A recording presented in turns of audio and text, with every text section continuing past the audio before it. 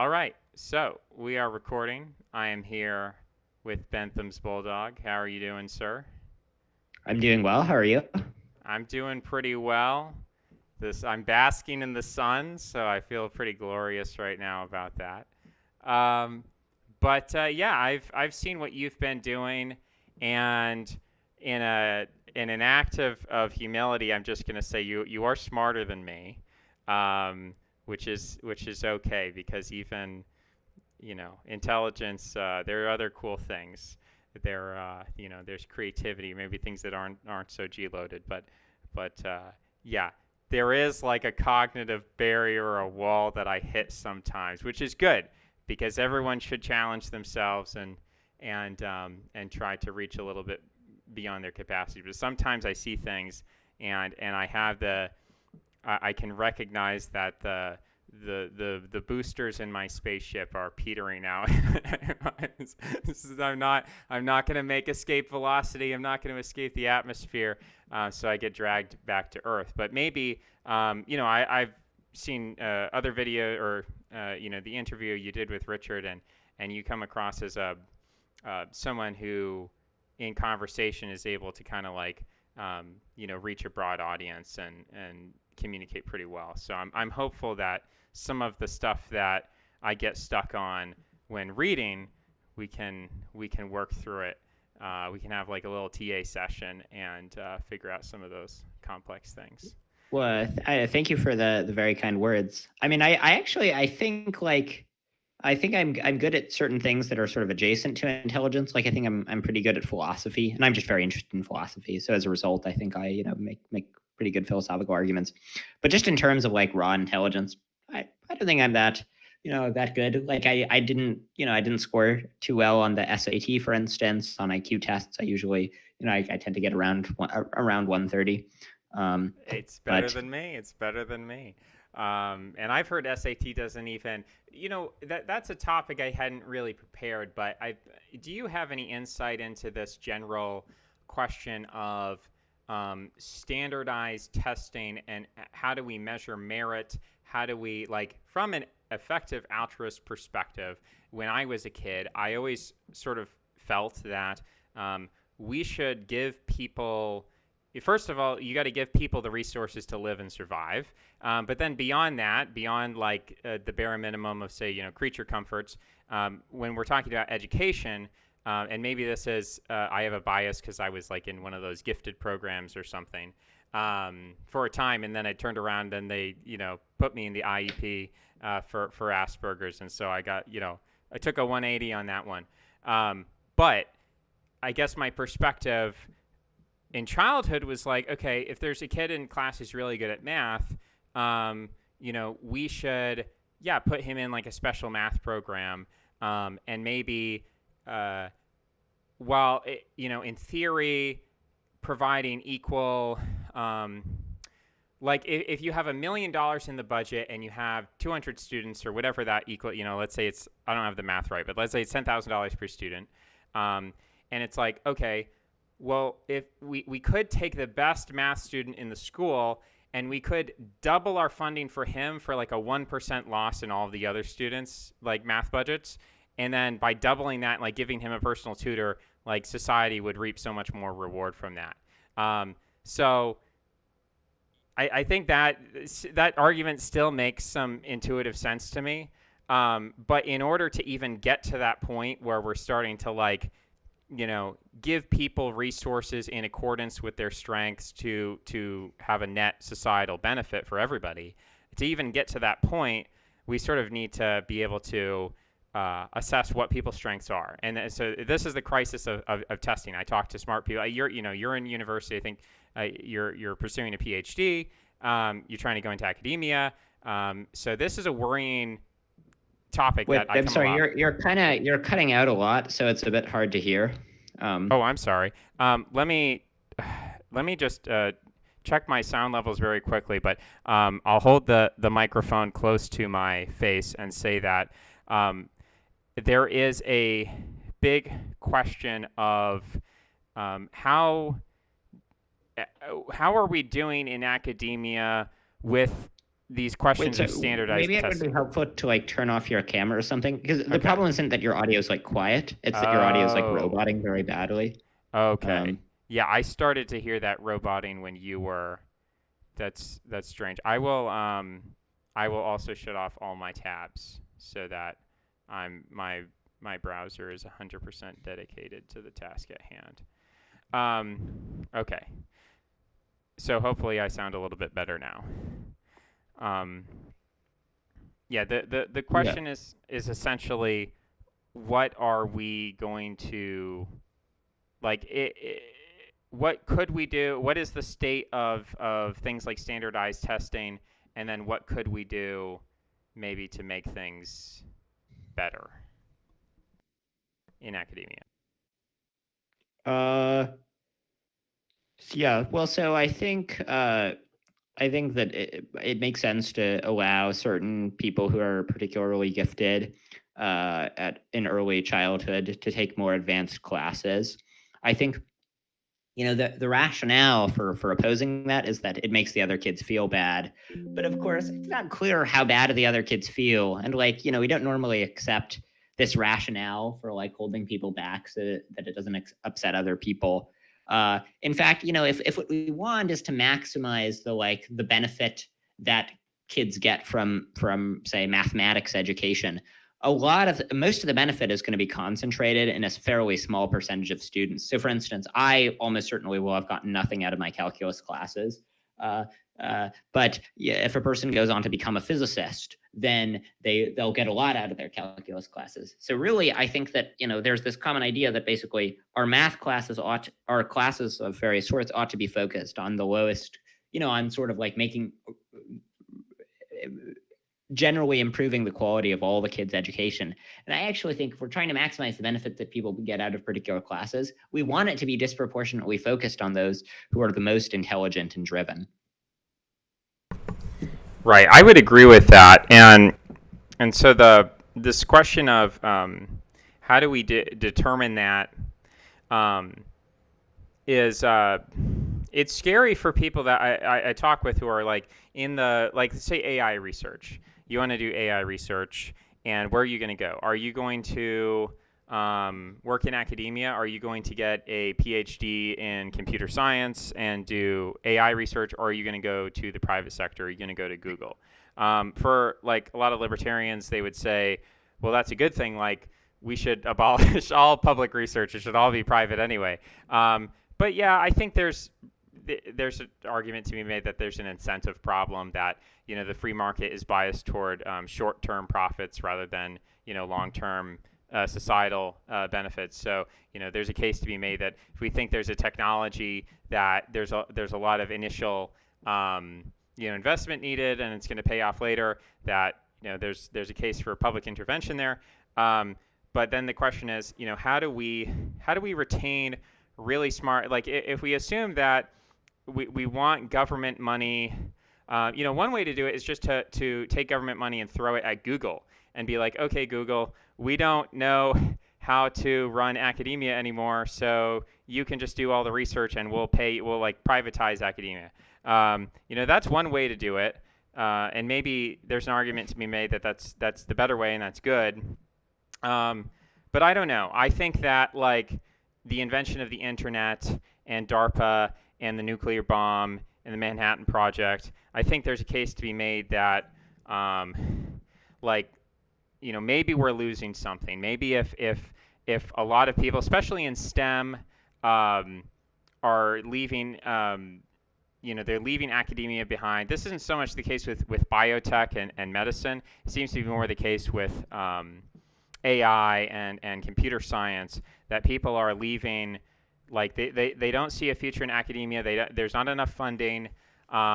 They feel like it's not working for them, and so they're going into the private sector. And I just wonder if we're losing something there. We're losing out on an opportunity.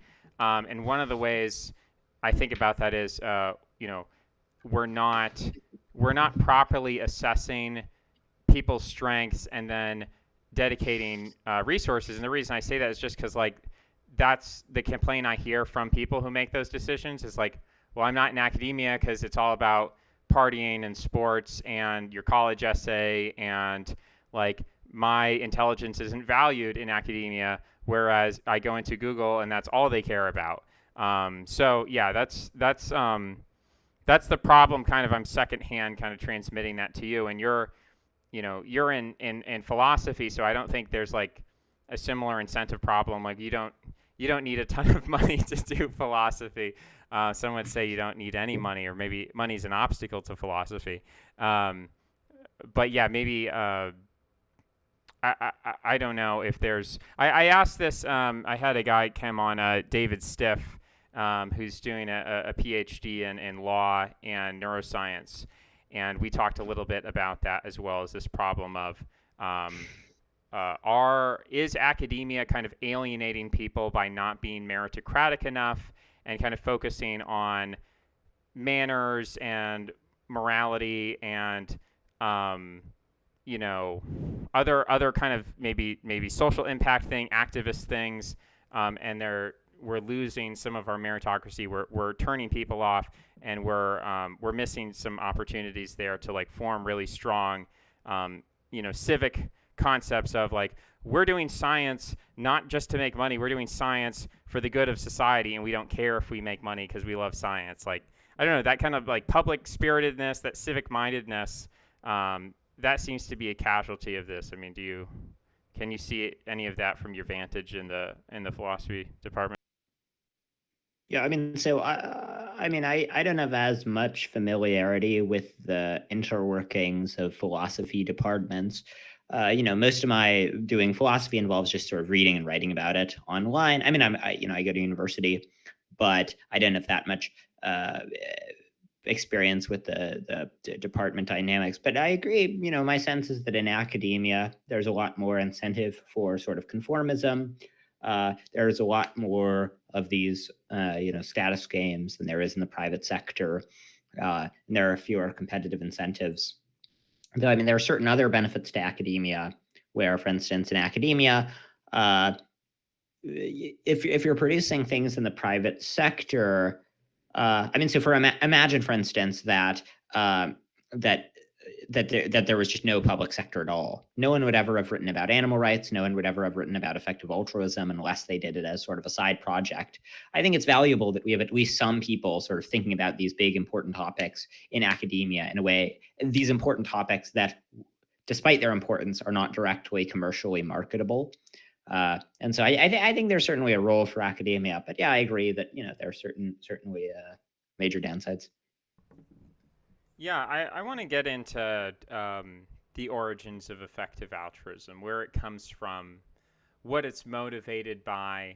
Um, I went through a libertarian atheist phase where I think I was drawn to that because it was full of people who had a similar personality type to me, which is like high in openness, high in disagreeableness, and I would say is low intuitive empathy. So intuitive empathy is kind of like your gut level response to something. So if someone says like, okay, well, if we're all libertarians and we eliminate welfare, aren't a lot of people going to starve?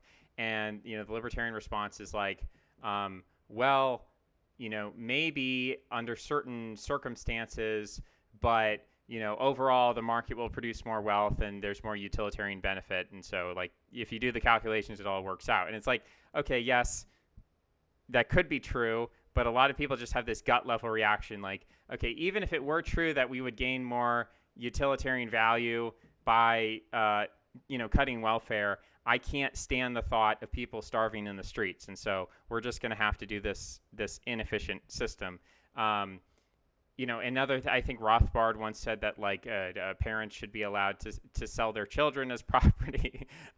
I might be getting that wrong, but I mean, there's some stuff out there that's just like, for me, I could just be like, oh, well, that's a problem for the future anarcho-capitalist, state or whatever. And I don't really have to deal with that. That's like a theoretical thing. But I think a lot of other people would just be like gut level, like, oh, this is horrifying. This is disgusting. I can't deal with this. So So I think also being high in individualism, like not really being a super collectivistic, tribalistic, like rah rah, my team wins, like your team loses sort of thing, which is a lot of the motivation behind like fascism and communism. So yeah, I think those are my personality traits that made me very comfortable and sympathetic toward libertarianism, even though I've uh, questioned a lot of those libertarian axioms and ideas about economics.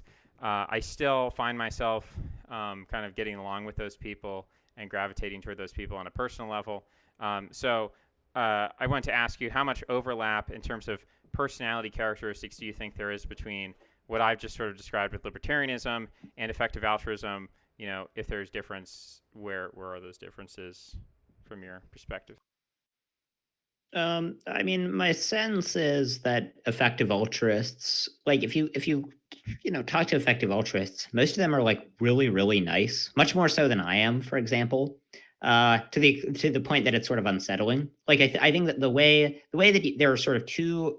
Someone wrote about this. There are two orthogonal paths that or two distinct paths by which people get to effective altruism. The first one is they're these sort of nerds who are like, really focused on like quantitative analysis, and they're like, hey, what if we applied this to altruism? And then there are other, so they start with effectiveness and then apply it to altruism. And there are other people who start with altruism, who start with the notion that we should do good and then recognize, look, there are more and less good ways of doing it. And so then they apply it to effectiveness. Now, it's a little more complicated than that because people also get into the effective altruism movement on account of getting involved in certain niche adjacent subgroups like the rationalist movement. So it's not exclusively those things. But so I think effective altruists, I don't think they're dispositionally that much like libertarians, though maybe they are to some degree. Like I think effective altruists do tend to have pretty high rates of intuitive empathy.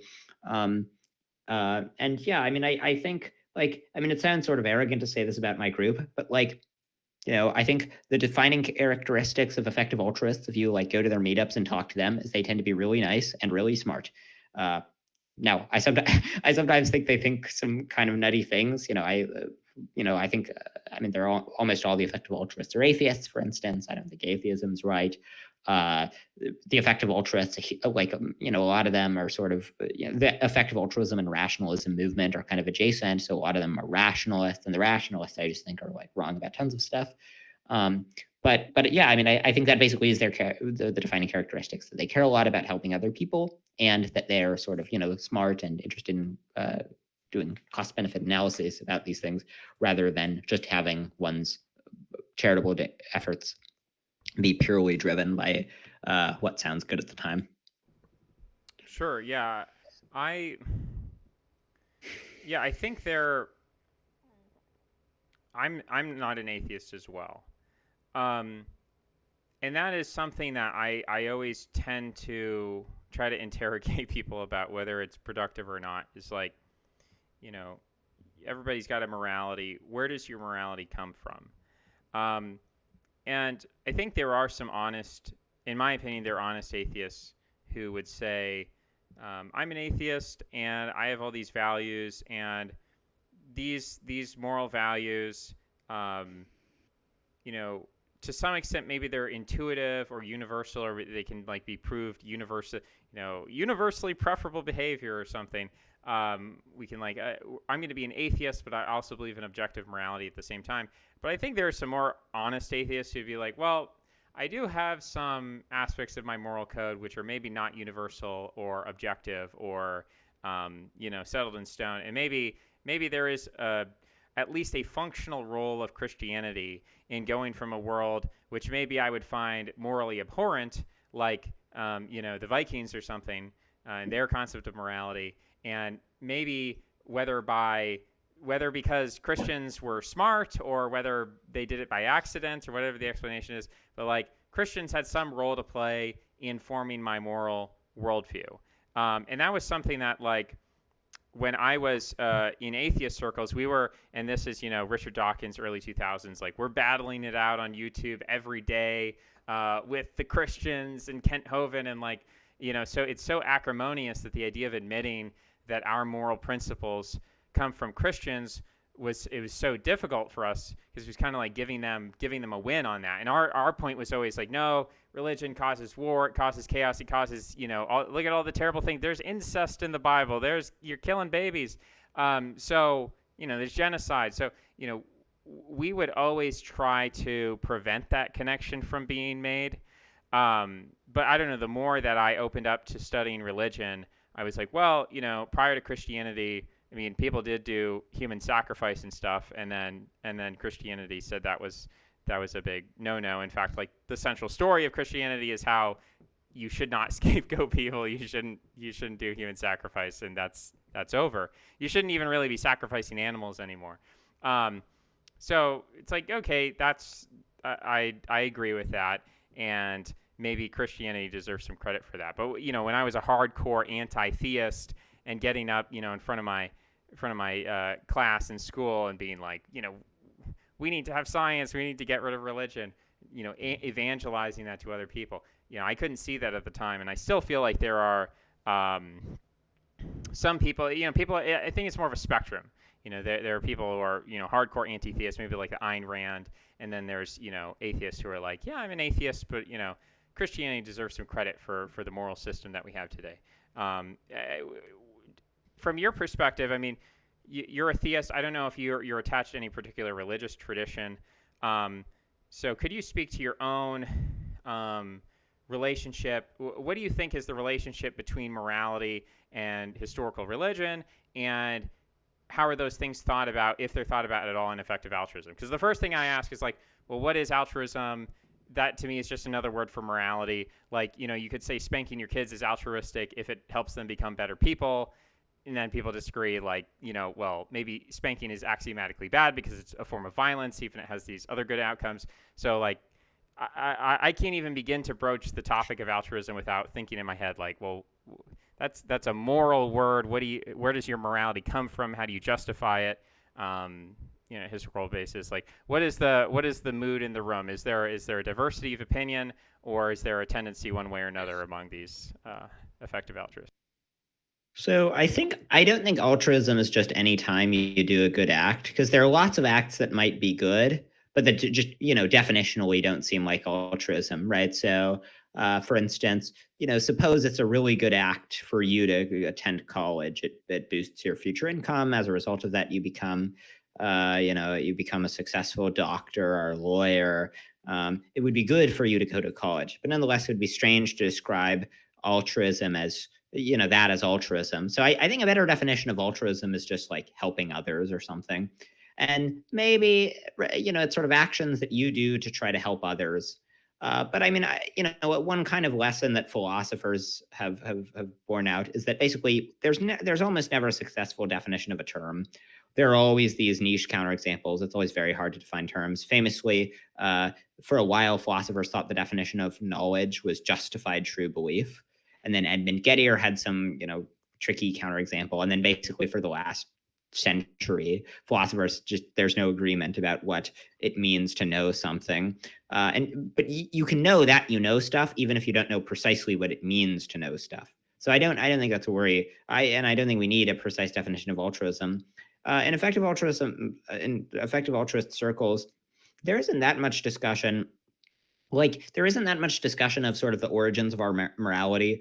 And I mean, effective altruism, it's like the moral views that it's based on tend to be pretty like uncontroversial. So there it'll rely on, or at least proceed from fairly uncontroversial premises, right? So the idea that it's bad when people die of malaria and we should try to prevent that, and if we can prevent more of it or less of it, we ought to prevent more of it. That doesn't rely on any particularly contentious views about morality. It requires just this pretty elementary moral view.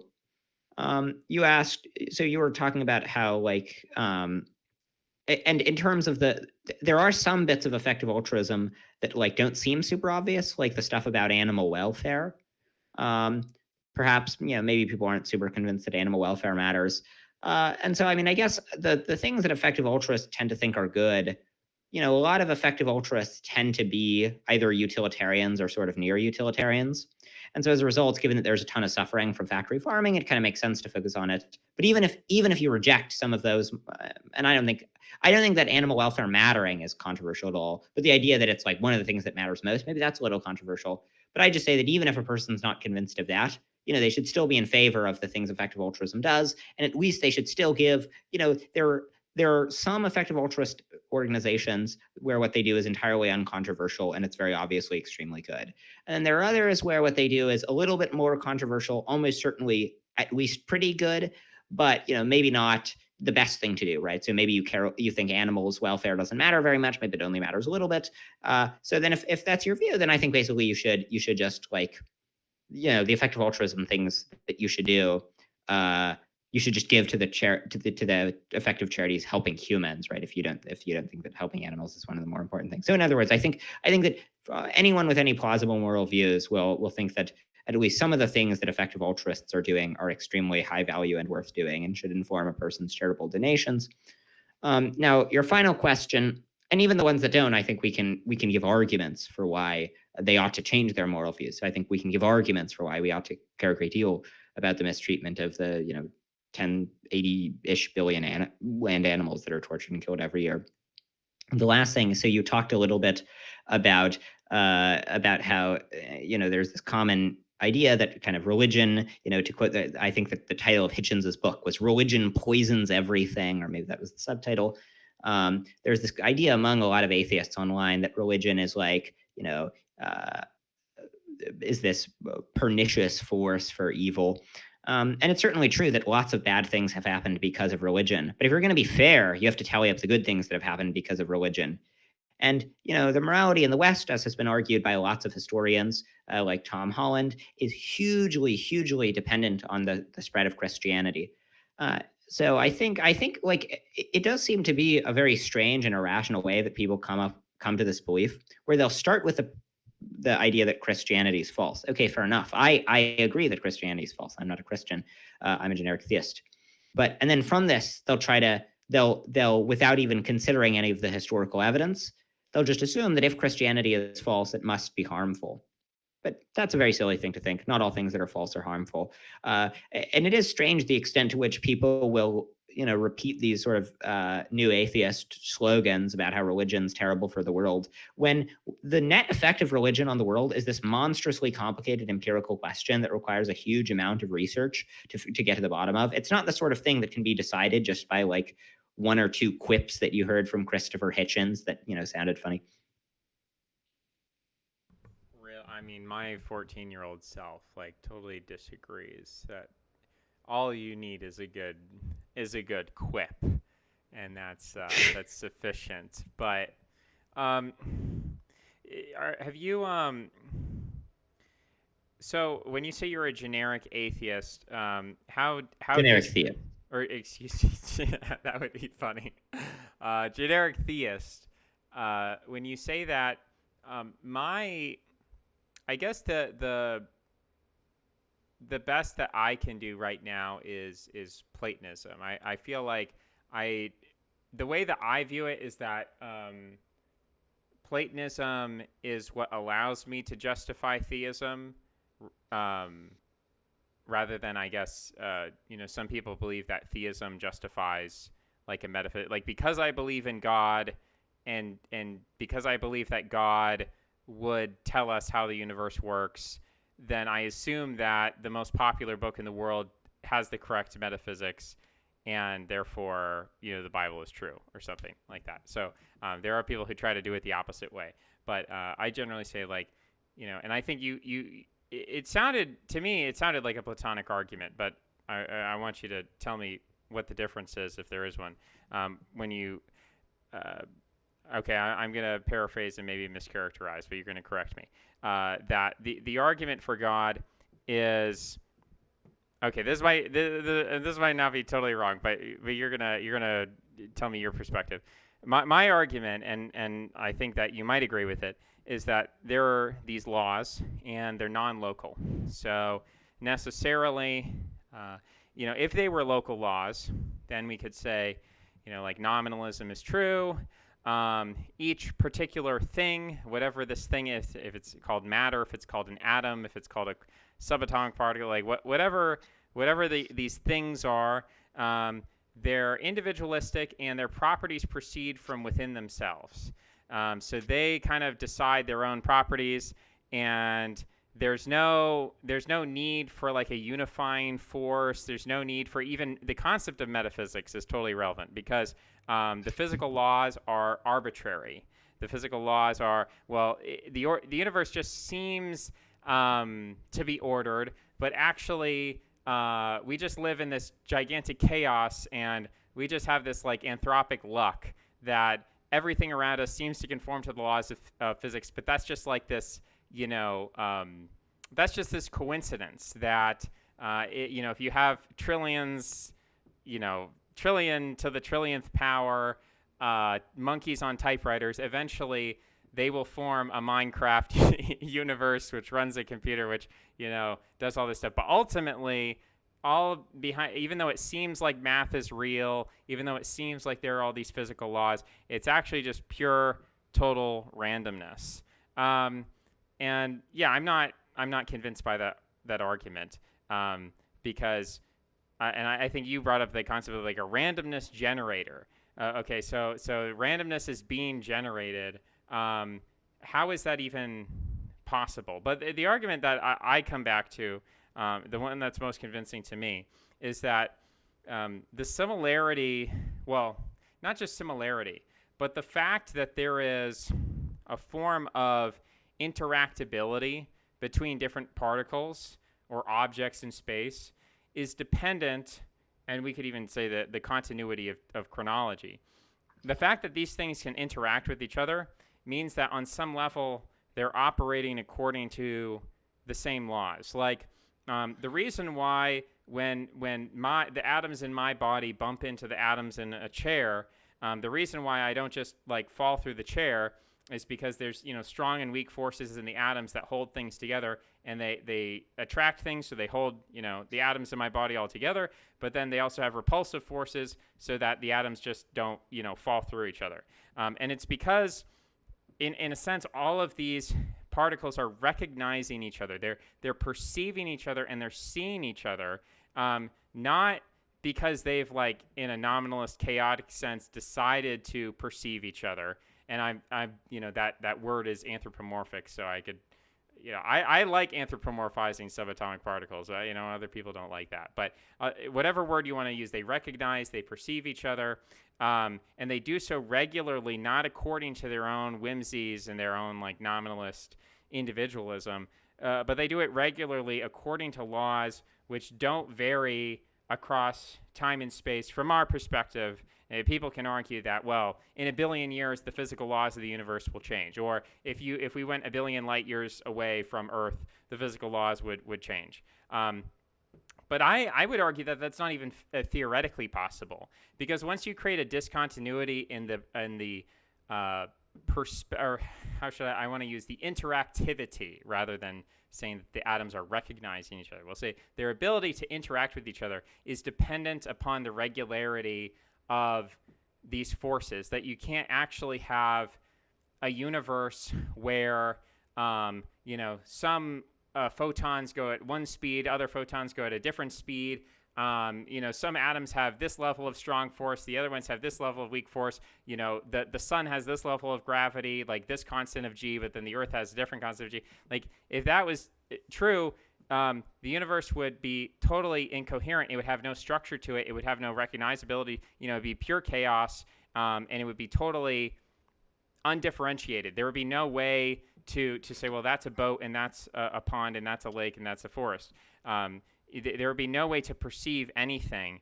And, maybe that doesn't matter. Maybe it does matter. But like from my perspective, total undifferentiated non-structuralism is equivalent to just non-existence. Like I don't actually see a practical difference between those two things. So the fact that anything exists at all is dependent upon the fact that there is this continuity of non-local laws.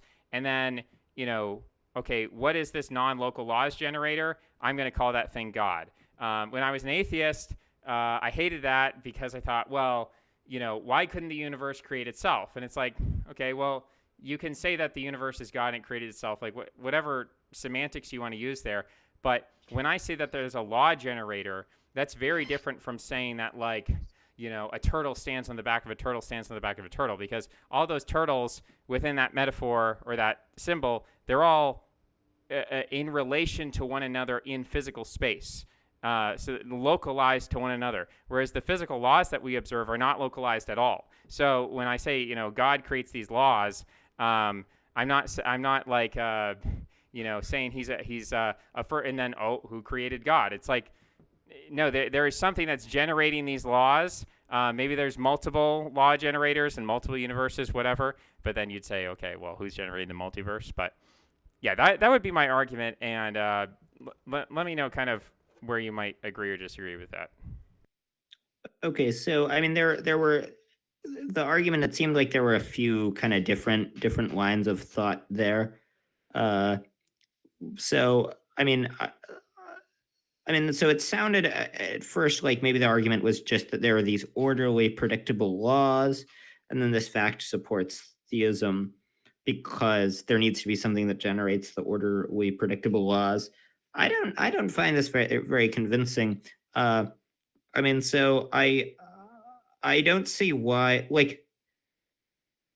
So why think that there needs to be something else that generates the orderly physical laws? That would require some argument of some sort, right? Because it can't be that everything needs a cause, right? Because God obviously doesn't need a cause, right? And so there has to be something that differentiates, the set of orderly physical laws from God, that explains why one needs a cause and why the other one does not need a cause. Um, Now, I'm sort of inclined. I agree that God doesn't need a cause, obviously, and that I think orderly physical laws do. I think generally you should look for the fewest unexplained things, right? And so if God is simple, then you sort of then invoking him as fundamental is less unexplained. But the other point is that I don't see a reason. I think maybe orderly predictable laws actually favors atheism, because there's no reason why God would want the physical laws to be that orderly. Right? Maybe he'd want them to be at least a little bit orderly, but maybe it's not hard to imagine. Maybe he'd want the particles to sort of dance around in accordance with his will, for that better achieves his aims. In contrast, if atheism's true, because whatever exists at the most fundamental layer will tend to be simple. If atheism's true and the most fundamental thing is the laws, then we would expect them to be simpler, because the laws are fundamental and the laws we would expect to be simpler. So I don't find that style of argument from the presence of the laws to of predictable laws to be very convincing. I think that the fact that laws exist at all is some evidence, where it's like, imagine all you knew was that there was no God and there was some stuff. What would you expect it to do? Well, the most likely scenario, the simplest scenario, would be for it just not to do anything. And so the fact that there are these laws that make the stuff that exists, dance around, that is more strongly predicted on theism than on atheism. So I think that's some evidence for theism. But I don't think the fact that the laws are simple, predictable, orderly, and regular supports theism. Atheism over theism over atheism, rather. Yeah, I guess something that I left out that might be helpful is the concept of will. So taking that from Schopenhauer and saying that everything which exists, every structure that we can identify in our in perception, is the result of force. So all physical objects, the fact that they have any, like Locke goes through all the qualities of like objects have extension in space. Maybe objects have a color, they have a certain hardness, they have a certain strength. All of those qualities are determined by forces. So it's energy, which allows for the photons to be reflected off an object so that we're perceived. So that is a perception of electromagnetic radiation. It is essentially a force being transferred. So like that's why we can power photovoltaic cells, because the sunlight is giving these giving these solar panels energy in the same way that if I were to, pedal a bike, I would be using force to give, energy to, ride a bike.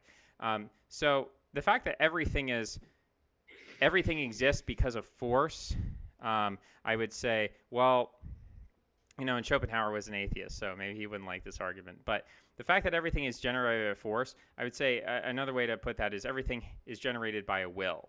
Like, let's just equivocate between force and will.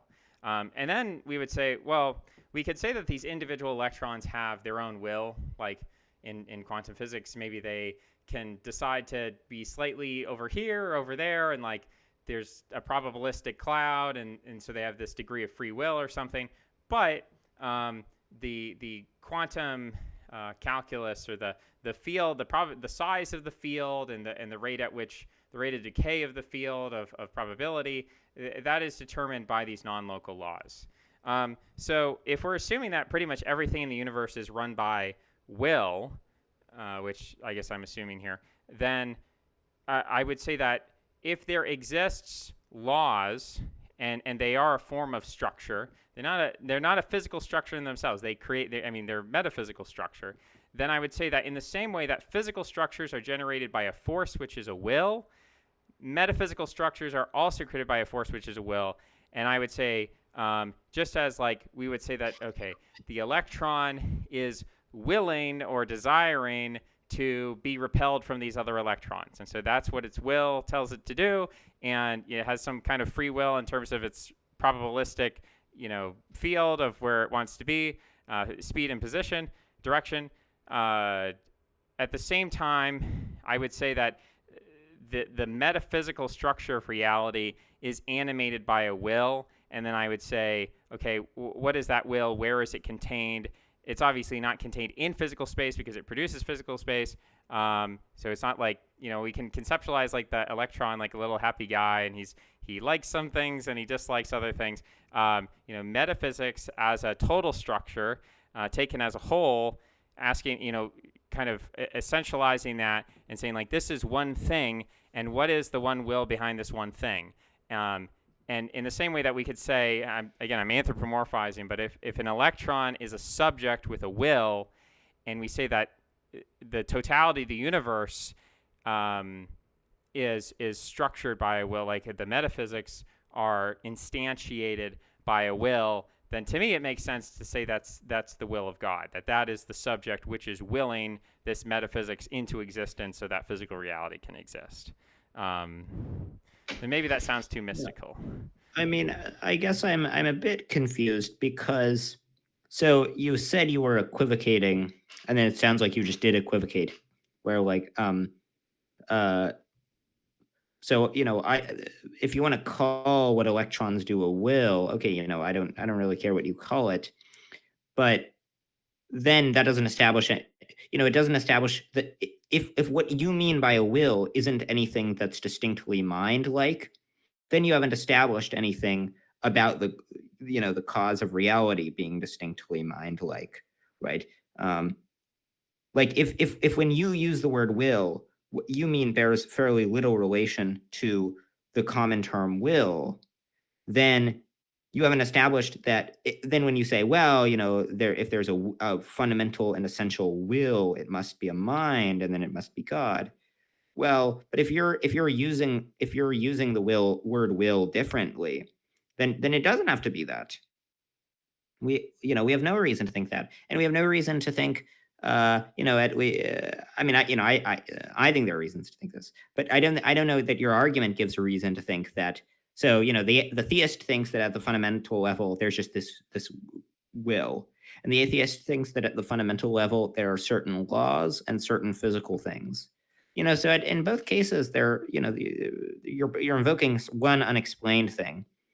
And so then the question is simply, okay, so what advantage does the theist's unexplained thing have over the atheist's unexplained thing? Yeah, so you're bringing up some good points. You're making me think here. Yeah, the point about the mind is good. And when I look at physical laws and the fact that they're all determined by math, my first thought is, who's doing this math? like when the subatomic particles decide to do certain things at certain times, at certain speeds, and certain positions.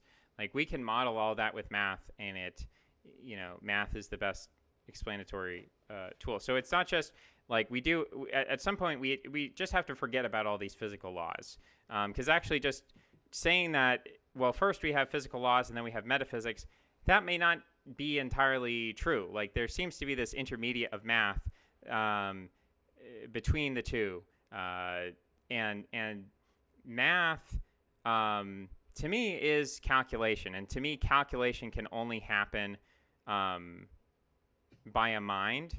Now you could say, like, look at an AI model, or look at evolution, and look at like a flying squirrel jumps from a branch to another branch. Now one theory is that the the flying squirrel does some quick calculus and determines the arc of the jump and how the distance and the force that's required through the muscles and whatever. Um, and maybe we believe flying squirrels are doing calculus. I mean, we can experience this as human beings. We're running around. We're using our muscles. We're coordinated. We're dancing. There is some, one way to model that is to say that the brain is doing a bunch of math to figure out like what speed should this muscle move and what intensity should this muscle move in order to produce this coordinated outcome. But we don't feel like we're doing math. Actually, if you try to do math problems while you're running, your mathematical ability will slow down. So maybe that's actually an argument to be made that we are doing math when we're running, because we're overburdening the mathematical ability. I think you're conflating doing math with doing something that can be mathematically described. So I certainly agree that when a person is running, what they're doing can be described using math, but that doesn't mean that what they're doing is math. Um, right. And Yeah, so I think similarly, the universe can be mathematically described. Right. So the laws of physics are just these, mathematical regularities. But that doesn't mean that the laws of physics involve some person doing math. It just means that the laws of physics are these laws that can be modeled using mathematics. Yeah, I think this is a big point of contention: is mathematical realism. Is math real? Is math happening? Is math just a convenient, happenstance of, like, things are happening entirely independently of math, but math is not like the causal origin of things happening. It's like, it's a map. It's like, okay, I have a map here of a mountain, and the map is obviously not the mountain, and the map did not cause the mountain to come into being, and yet the map resembles the mountain. Or if I had a detailed enough map, I could like recreate the mountain in some sense, in a rough sense. But I guess I feel that math is real, and I feel that there is some kind of calculation going on. I guess I was kind of bringing up a point that weakens I was sort of straw manning my own argument by launching into this like running metaphor and trying to say, like, obviously animals and humans we're not doing math all the time. But it seems to me that math is happening, I guess, is my point. But I want to let you interject. Yeah, I mean, so I don't think the point I was making has anything to do with mathematical realism. The point is just it's just that there's a description between a person doing mathematical calculations and doing something that is mathematically describable, right? So imagine that generally theists think that what God does isn't mathematically describable. But so imagine God does a calculus problem in his head. God is what God is doing, God's nature, God as this free entity isn't doing anything mathematically describable. But nonetheless, God himself, he is doing math, right? So I think we need to, just as long as you make a distinction between doing some action that can be described using math and actually doing math in the sense of like working out a math problem and, busting out a calculator and doing calculations, as long as we distinguish between those things, uh, I don't think the argument works, right? So in this, so the theist thinks that what exists at the fundamental level is a mind, and the naturalist thinks that what exists at the fundamental level is certain laws that are described using mathematics plus certain physical things. I don't see a reason. I mean, I think a mind is simpler, so I think that's a reason to prefer it. But I don't see that there's any like in principle reason why it would be impossible. Why the fact that at the fundamental level on the theist's picture is something mathematically describable. I don't quite get why that's supposed to rule out why that's supposed to be impossible. Um, Yeah, so I might agree with you here that a mind is simpler than math, and that's why it's preferable to not stop at math in this. We're going from the more fundamental aspects of reality. So, well, math undergirds physics. Does anything undergird math? And then you're saying yes, mind undergirds math because mind is simpler.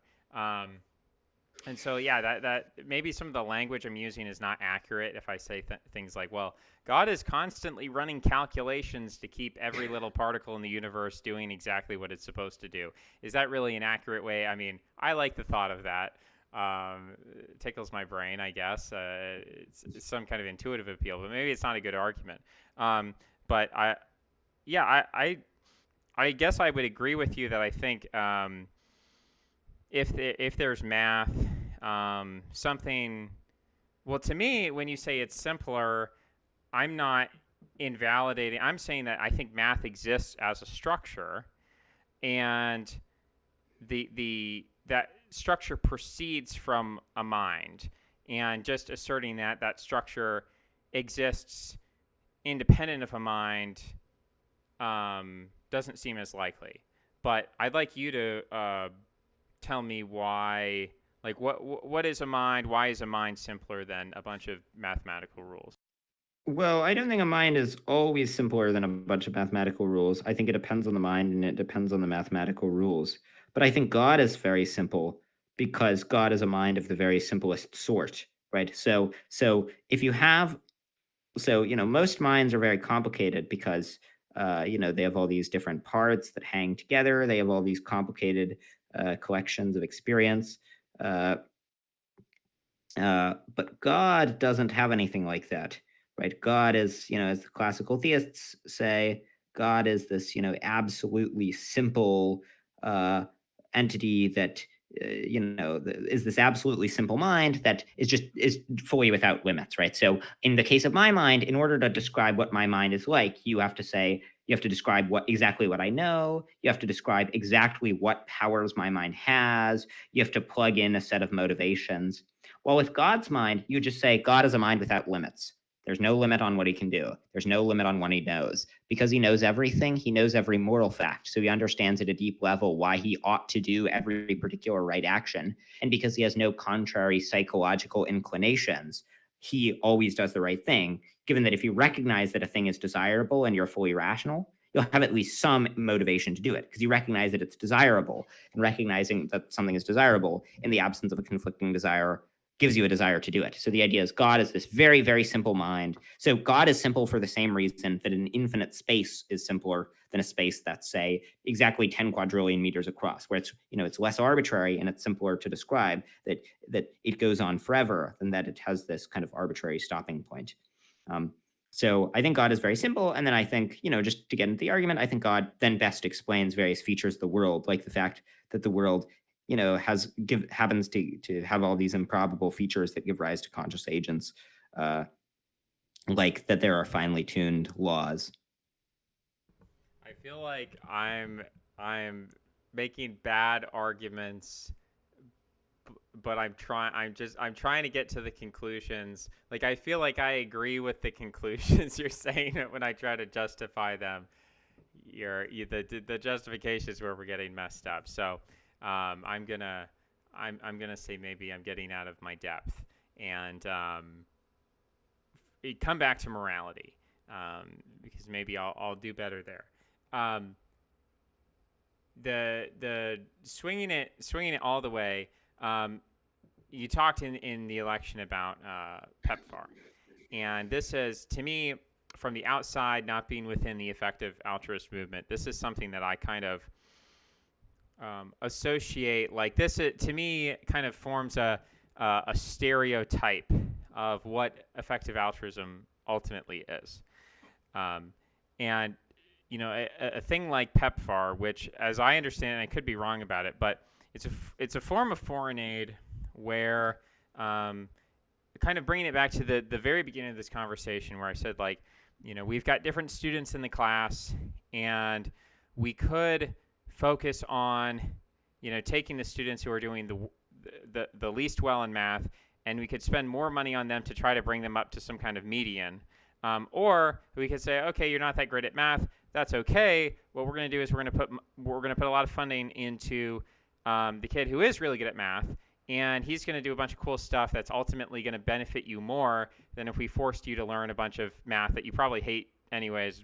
Probably induces some suffering there. So in the case of poor countries in general, we have this capacity to take money and to give it toward foreign aid. And I think this is one of the things that you would just categorize under, like, this is an obviously good thing. We have all this money. We could save so many lives for a fraction of the budget. It's literally like, we put money toward all these crazy things. We have a black budget in the military. Who even knows where the money's going to? Who even knows where the money's coming from? Look at the federal debt. I mean, so why can't we just spend a little bit of money on PEPFAR to save a whole lot of people? And I guess the reason I'm skeptical of that, even if there is a lot of evidence to support, like, even if we say, okay, forget about the corruption of African governments, we have the data, like, we give this money and there's this material output where lives are saved, and, like, we know this as a certain fact. I'm still skeptical of that approach, because I think it's the bringing the horse to water, but not being able to force it to drink, or giving a fish to a man, but not teaching him how to fish. Where the fact that we are able to use our wealth, direct that toward foreign aid, give that to people, save a bunch of lives this year or in this decade, I ultimately, and I wonder if this is a question of time scale, because my opinion would be that the only form of foreign aid, or actually I would even go further. I would say the only form of charity which is effective from my perspective is self-sustaining, self-investing charity. And maybe PEPFAR qualifies for that. Maybe I'm thinking more of malaria nets, or I'm thinking of something else. But in my head, I guess the stereotype is that we can, and we actually do, we send a lot of food to Africa. And then there's this issue of, like, okay, what if one day, theoretically, the global supply chains break down and all of this food that was flowing in suddenly stops? We actually had this happen with the war in Ukraine, right? So we had a disruption in supply, and we even had it with COVID, right? Disruption in supply chains, and people starved because of this. So my argument would be that all of our foreign aid should basically be concentrated on educating, like, the top 1% of Africans to try to make their countries better, which I think has, like, I look at a guy like Paul Kagame, and I think, you can have a very small, like, you can have, and I think American Revolution, lots of small minoritarian groups throughout history were able to create huge structural changes that benefited the other 99% of people, because they had some really good ideas and they were able to, like, implement them despite the fact that maybe the rest of people, I mean, this is almost like a Bolshevik view of history. You have, like, a vanguard dictatorship of the proletariat, and 99% of people don't know what's going on, but, like, you force them through industrialization, and eventually, you improve society and create the new socialist man. So there's obviously ways that could go wrong and go off the rails, and maybe your argument would be better. No, just, like, we can easily save people's lives. Let's just save people's lives. Like, don't worry about how we could have instead invested in education, and that would have accumulated in terms of, these economic growth and then self-sustaining systems. And then, for me, the goal should be ultimately that Africa has the capacity to, be so wealthy that it can give foreign aid to other countries, or that we don't need to have any foreign aid because all countries are equal or something. And in order to get to that ideal, we have to create a class, or help that class of that top educated, really smart people who are going to create those top-down decisions and structures to, uplift everyone else, rather than kind of like ignoring that top 1% and giving like direct aid to people at the bottom to save their lives. I don't even know if this is necessarily, because you said something earlier about like, if we have $5 and we use that $5 and we save a chicken's life, but with that $5, like we could have saved a human's life or something. And maybe those numbers aren't right. Maybe it's $5 you could save 1,000 chickens' lives versus one human life, whatever it is. There might be some effective altruists who say, well, because we could save one human life with the $5, we should do that. And then other people would say, no, it's the chickens. And so I don't know if I'm making the same sort of argument, but I feel like what you're suggesting is something very tangible, which is like there are people who might be starving or suffering from disease, and we should solve that starvation. We should solve that disease right here, right now, and not worry about we should worry about it, but we can do two things at the same time. Like we don't need to have a Manichaean view where you either have to throw all your money into one thing or all the money into another thing. That if you're like a Bayesian model, I don't even know what the term is, but you're kind of like you're not putting all your eggs in one basket. You say, well, there's a good argument to be made that funding education is a good idea. There's a good argument to be made that saving lives directly is a good idea. Let's do a little bit of both and figure out what the proportion of that would be. And I guess I'm just like a maximalist in terms of like top-down education, structures, self-sustaining. Like don't even try to help people at the bottom, because if there's a disruption, then you've created a bubble that's going to pop in terms of stopping people from dying. So yeah, I guess give me some counter arguments for why we should fund PEPFAR. Yeah, I mean, so there was a lot there, but I mean, so first of all, I think effective altruists are not like in principle unsympathetic to those sorts of aid programs that focus more on institutional reforms, that focus on sort of changing the system rather than helping individuals. The question is, are these programs passing cost benefit analyses, right? If a person can have some good cost benefit analysis and it passes with flying colors and seems like a great idea, there's no in principle opposition. It tends to be that there's a lot that the programs that we have very, very well evidenced programs that achieve these aims. Like the PEPFAR program has saved about 25 million lives, and that in terms of the institutional reform programs, they tend to be much less well evidenced. The case for them tends to be much weaker. They tend to require much more tenuous empirical assumptions. Now, I don't think it's true that kind of if we don't spend money, you were worried. Well, if we spend money on these things, when the supplies run out, people will starve, and so this makes it counterproductive. I think that if that's right, in the cases where this is right, the people. Right. So suppose in the cases where we provide aid to Africa and then the aid runs dry, I mean, I think in those cases, it's not when the aid runs out, it's not like the people would have otherwise been fine. It's just generally that if we don't provide things, people die, and so then when we provide less of it, more people die. And so in other words, it's not actually increasing the number of people that die. It's just that there's this aid goes up in a year, then more people survive. Aid goes down in a year, and then more people die. But it's not the case that the earlier years in which we provided aid increased the number of people that died.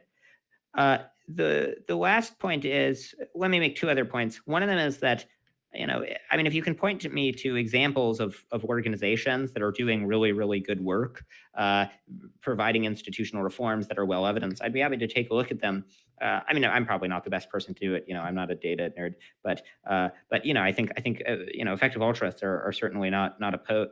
There's no in principle opposition to those sorts of programs. The final point is that if what you care about is, you sort of think, look, the primary thing that influences how well a society does is kind of like the most innovative people, how well the most innovative people do, and so really we should be focusing on them.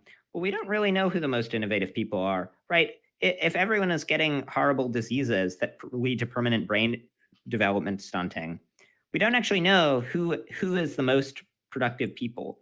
So I think the kinds of programs, if you're very concerned about, benefiting the about the people who are most productive that you'd want to fund, are exactly the ones that effective altruists fund. For instance, one of the programs that effective altruists funded for a while, and I think they've tended to stop funding it because the evidence for it wasn't as good as we thought, but is called the deworming program, where basically lots of people in many poor countries have intestinal worms, and it turns out, that, shocker, having intestinal worms is bad for you, and it leads to, all the stunting and brain development, and I don't think it delays brain development, but kids have to like leave school early, because they're constantly calling in sick because of the intestinal worms. And so one of the things that was very effective for improving the quality of educational institutions was just like making sure that people didn't have intestinal worms. So I think even if your primary concern is about the quality of these institutions, I think that gives you more reason, not less, to support the EA institutions, particularly when, the 25 million fewer people who died, many of them, young children uh, who died of AIDS as a result of the PEPFAR program. Now those people are all able to innovate in a way that they would not have otherwise been able to innovate. Um, Yeah, I mean that's an argument that other people have made that even on the right, I think there were arguments made in the 20th century that if you want a country to be nationalist and believe in the glory of the nation, well, it's really hard to get people to care about that sort of stuff if they're all starving.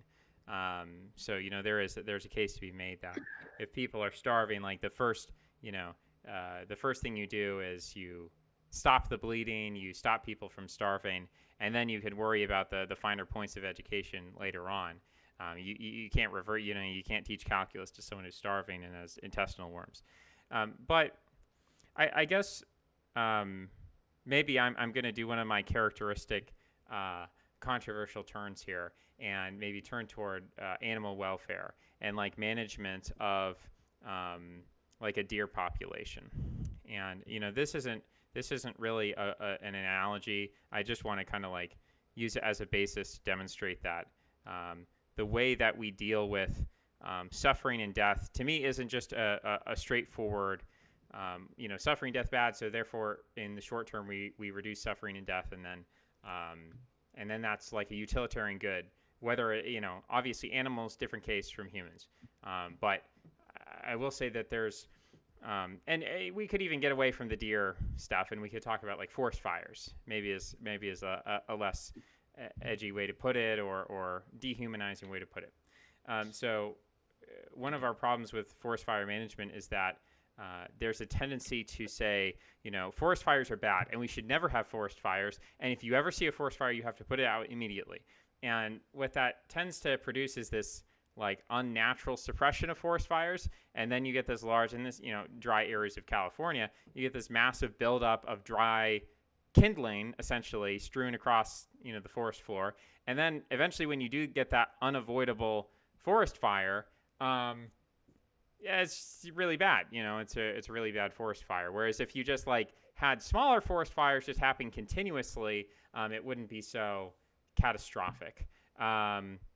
So I guess I'm not suggesting that we have like regular famines in Africa and that's going to like produce better outcomes or something.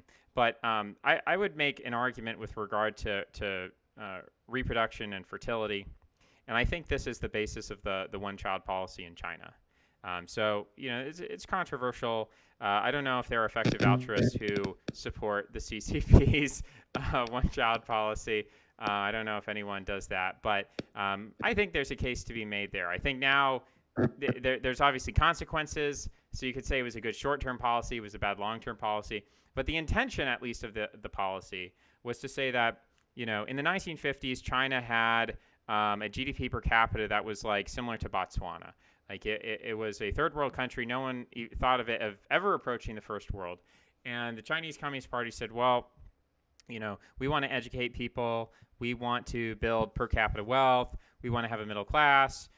One way to do that is if we have less kids, that's a lot of resources that we're spending on kids that we can redirect towards something else, and we can build up our infrastructure, we can build up education, we can build up our middle class per capita income, and we can become a first world country. And I think China has basically succeeded in that, and that would be another way that I would approach what's going on in Africa. Is yes, you do have a lot of disease. A lot of that disease is a result of poor sanitation infrastructure. The fact that there is no urban planning, cities are cobbled together. There is no sewage treatment. There is no water treatment. And so, something that people will send to Africa is they'll send these like little plastic bags that are supposed to purify water.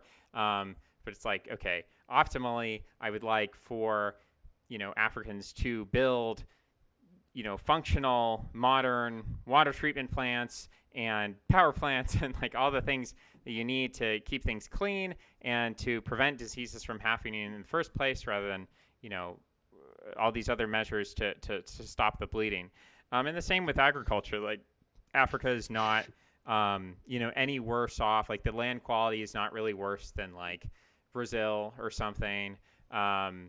Maybe slightly better in some areas, slightly worse in other areas. But there is a population number where Africans should theoretically, even without advances in agricultural technology, they should be able to have a much higher ratio of food production to population that would, hopefully lower the price of food and require less dependence on foreign aid.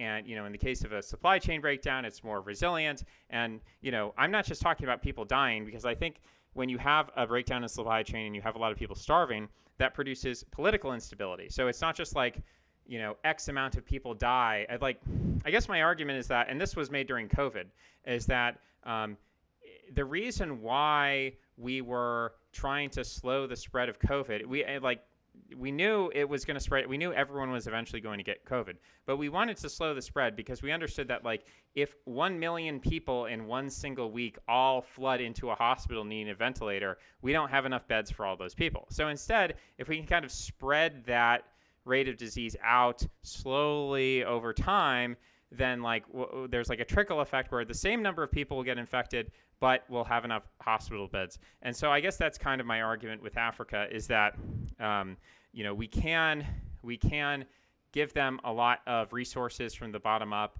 and try to solve these symptoms of what are essentially infrastructure problems, education problems, institutional problems. And so we can give them a lot of aid, but then if that aid is suddenly disrupted, that can have a cataclysmic, civilizational collapse type effect, where all of these very fragile institutional, infrastructure that they do have would be threatened, because when people are starving, they riot, they start stealing the copper wire from the power plants, they commit terrorism, they have civil wars, they do Can you genocides. tell me which yeah, which of the things that EAs advocate are you talking about, right? So what grand civilizational collapse will happen if, they're providing malaria nets? And then, I mean, first of all, it's hard to imagine with the malaria nets, for instance. So it's hard to imagine what would cause the breakdown of that. And it's hard to imagine, if that happens, how that's supposed to cause the complete total meltdown of civilization.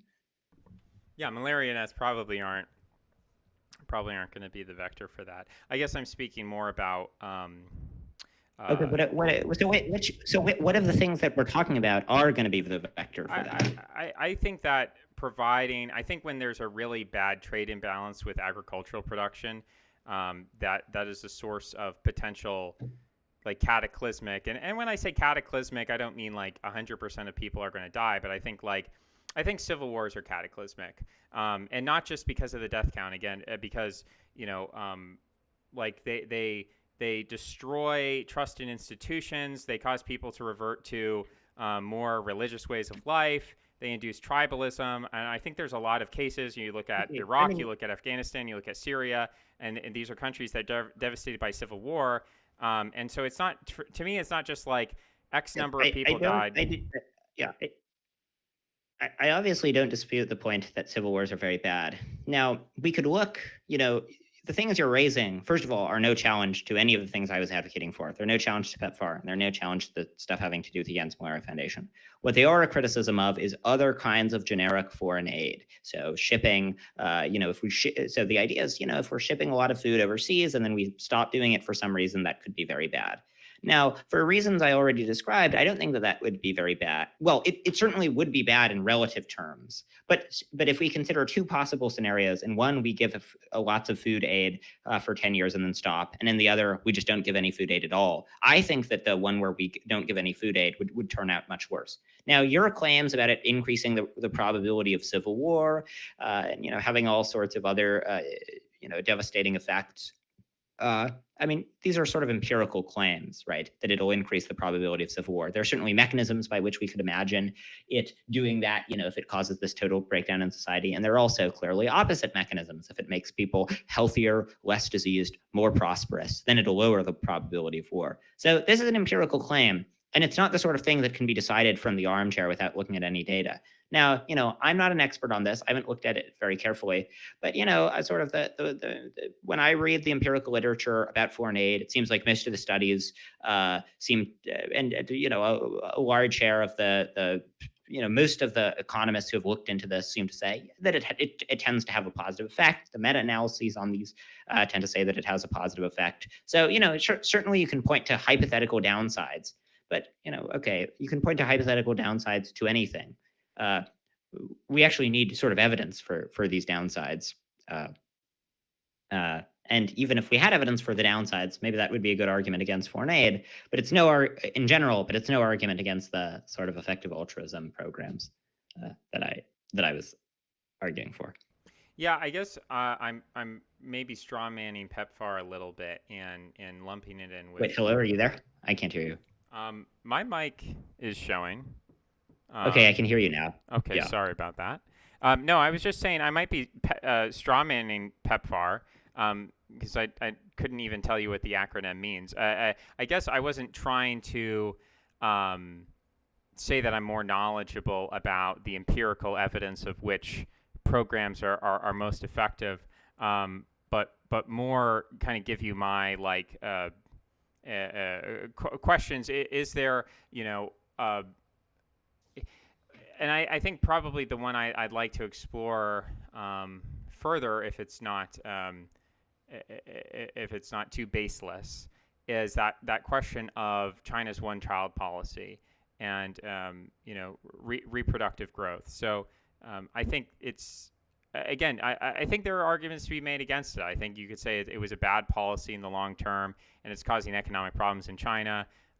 So I'm happy to hear those criticisms, but that's one where I'd start off and say if we assume that the one-child policy was instrumental in bringing China from a GDP per capita which was in line with sub-Saharan Africa, and then bringing it into the first world, in a very rapid time scale, less than 70 years, is such a policy appropriate, and is there a way, is there a limit, a moral limit or practical limit on how much we could do that? I mean, I know that there are organizations explicitly which say, we are donating condoms to Africa because we think that when people don't have access to condoms, it exacerbates existing socioeconomic problems that lead to these terrible outcomes, whether it's disease or famine. So yeah, that would be one where if I was maybe I'm just like a gambling man, maybe I'm just like I like the idea of okay, this program's kind of risky, but I think it could go to the moon. This could have the effect, rather than what you're suggesting is let's do an empirical approach, calculate some probabilities, and then do a weighted average of each program. And I think I don't think you oppose. I'm not saying you oppose providing condoms to Africa or something. I'm not accusing you of that. I guess this is just my. Maybe this is the reason I'm not an effective altruist, is because I'm I'm not empirical enough. And I'm too fascinated by we're gonna have CCP style huge communist policy, and we're gonna solve all the problems, that kind of ham-fisted maybe brutal, blunt, unsophisticated way is not appropriate from your perspective. Okay, well, that strikes me as a very silly reason not to be an effective altruist. First of all, if you look at the people who are actually most involved in advancing these sort of radical transformative projects, most involved in trying to make sure that AI is safe, most involved in making sure that the world isn't completely annihilated, most involved in these kind of moonshot proposals that could literally save the world or be very, very bad. Well, I guess not. Well, not that they could be very bad, but that will either do nothing or could save the world.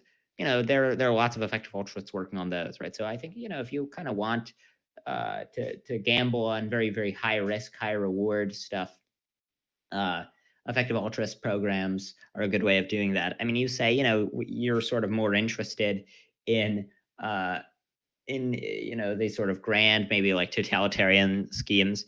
I generally just think methodologically you shouldn't do things that have very large downsides, like unless there's pretty good reason to think that they'll work out. You can always tell some story about why killing lots of people will turn out to have some great effect. The communist revolutionaries famously always said, killing one more round of people will turn out great. I think in general, when you find yourself killing people or coercively making sure that millions of people don't have offspring, you should think, yeah, I'm probably on the wrong side of this. Probably this won't turn out well. The last point is, yeah. So maybe if you accept that, maybe then you would want to push for these sort of broad institutional reforms. But then we have to actually look at the details of what the broad institutional reforms look like, what the kinds of effective broad institutional reforms are. And I don't see any of them that are plausible rivals to effective altruism. Like, okay, maybe you know suppose you think the one child policy is a really great idea, which I certainly don't. Uh, uh, Maybe pushing for the one child policy, in some poor country would be a really effective way of improving the world. Okay, but that doesn't tell you about what you should do, given that there's no viable program to do that. And so, unless you have some better alternatives, it seems like doing the thing that makes it so that lots of extra people don't die is a fairly safe bet. And certainly shouldn't do nothing if the alternative is saving lives. Maybe there are better alternatives. I'm skeptical, but even if you think there are, uh, at least you shouldn't let the perfect be the enemy of the good. You shouldn't let the fact that there are sort of imagined better programs than effective altruist programs tell you anything about what's worth doing in the real world. Now, finally, you asked about China's one child policy. I'm opposed. I tend to think that while it's true that children they cost resources, they also they are economically productive. They generate resources. They do all sorts of things that are good for the economy. So I think like in the aggregate, generally. The optimal number of people will be kind of determined by these market forces rather than being optimally determined by top-down planners. I tend to think that the addition of an extra child is probably in general good for the economy, and that's one reason why people have kids, that the kids take care of them when they're older. Uh, and now then we just come down to the moral issue. I think it's good to exist in general, certainly exceptions to that. So if it's good to exist, we kind of want there to be lots. We don't want to just even if you had the welfare in China go up a lot, as a result of their one child policy, if it dramatically reduced the population, I think that would be at least a very major cost that had to be weighed against the benefits. If people are curious, I have a forthcoming paper in the journal Utilitas where I make the case for why it's good to create a person who lives a good life. Okay, this is exciting. We're kind of getting on the cutting edge of what you're working on here. And maybe this is a silly question, so forgive me, but um, let's say, and again, these you're coming back to empiricism, and maybe I'm up in the clouds and kind of giving ridiculous examples. But the first thing that came to mind to me is like, okay, let's say China never did the one child policy. And let's say, and again, the math here could be completely wrong, so maybe it's a moot point. You just skip it, and we'll move on to something else. But let's say that the Chinese fertility stayed very high. Somewhere between 4 children per woman to 8 children. Maybe we'll call it 6 to average. And while that was happening, the Chinese economy was still growing because, like you're saying, you got more people being born. There's more human resources, human capital. Things are happening. The economy's growing. Yeah, that's a pretty universal. I think that there's a good empirical argument to be made that if a population is growing, the total GDP is probably going up. I don't know of a lot of examples. I actually don't know of any examples where total GDP was decreasing while at the same over a long period of time. Obviously, depressions, recessions happen, but over a long period of time, like decades, where population is increasing but GDP is decreasing, or even flatlining. I don't know that I have an example of that happening. But let's say that as this GDP is increasing, total GDP. On the other hand, GDP per capita is remaining stagnant. And so China remains essentially on the level of Botswana. It never escapes, the third world into the second world and the second world into the third world. And so because China keeps its fertility high, and again, my math's probably wrong, but let's say there's like 4 billion Chinese people. So there's, somewhere on the order of like 3.5 times as many Chinese people today as there is in our current reality, in this alternative reality where they never do the one-child policy. So let's even assume that like China's economy is the same size. Like they're just as rich, they have just as big of a GDP, but because they have so many more people, like the average Chinese person is 3.5 times poorer, 3.5 times less wealth than they do in our current reality. Do you, I guess, do you come up with a moral formula or something where you say, I value human life this much, and so there is a circumstance in which if there's 3.5 times as many people and they're 3.5 times as poor on average, that could theoretically be good, or it could be neutral. I mean, is there a way to mathematically like calculate for that, in your opinion? Well, I don't think it's a purely mathematical question. I'm a utilitarian. I think it depends on the impact on total utility.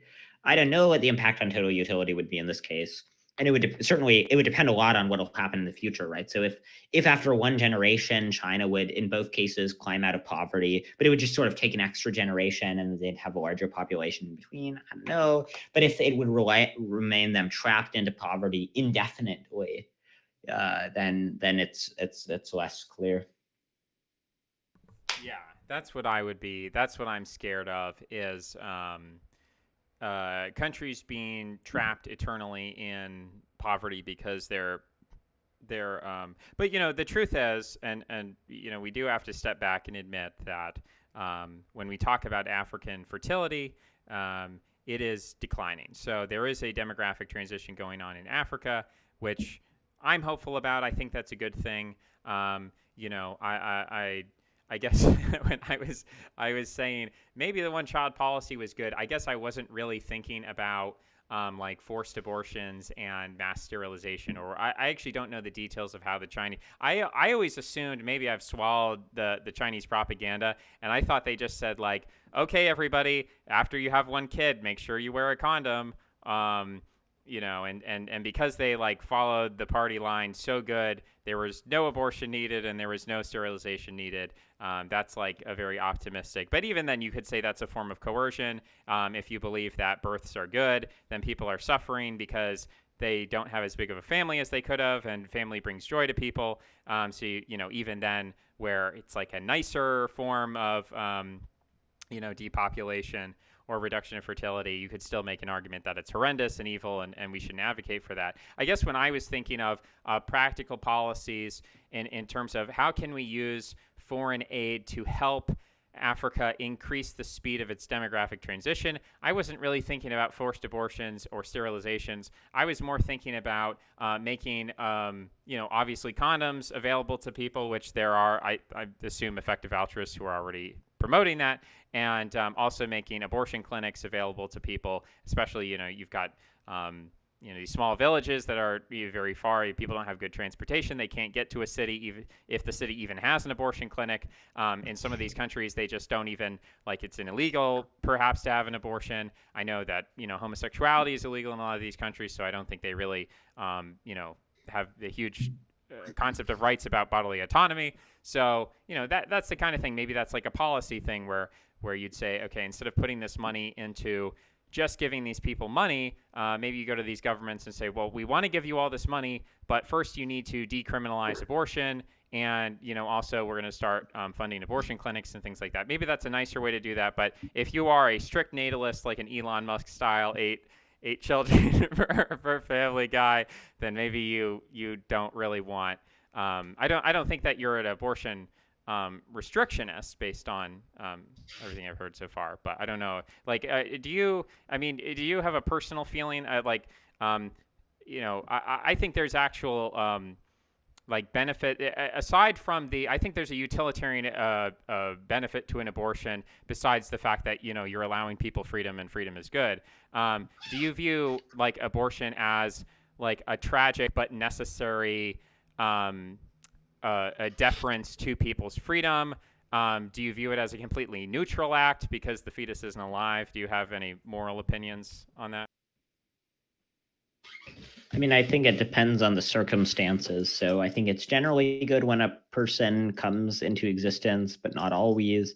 And so, like, I don't know, like the net effect of most abortions, whether most abortions are like fortunate or not.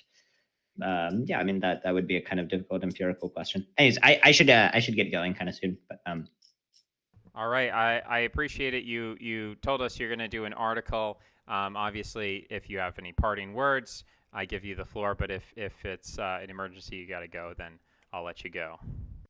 oh, I mean it's not really an emergency. Like I could talk for like a few more minutes, like five. Sure. Or Yeah, something. I'd love for you to just kind of wrap up. I hope I haven't been too annoying with some of these. Sometimes they're far flung questions. They're not really.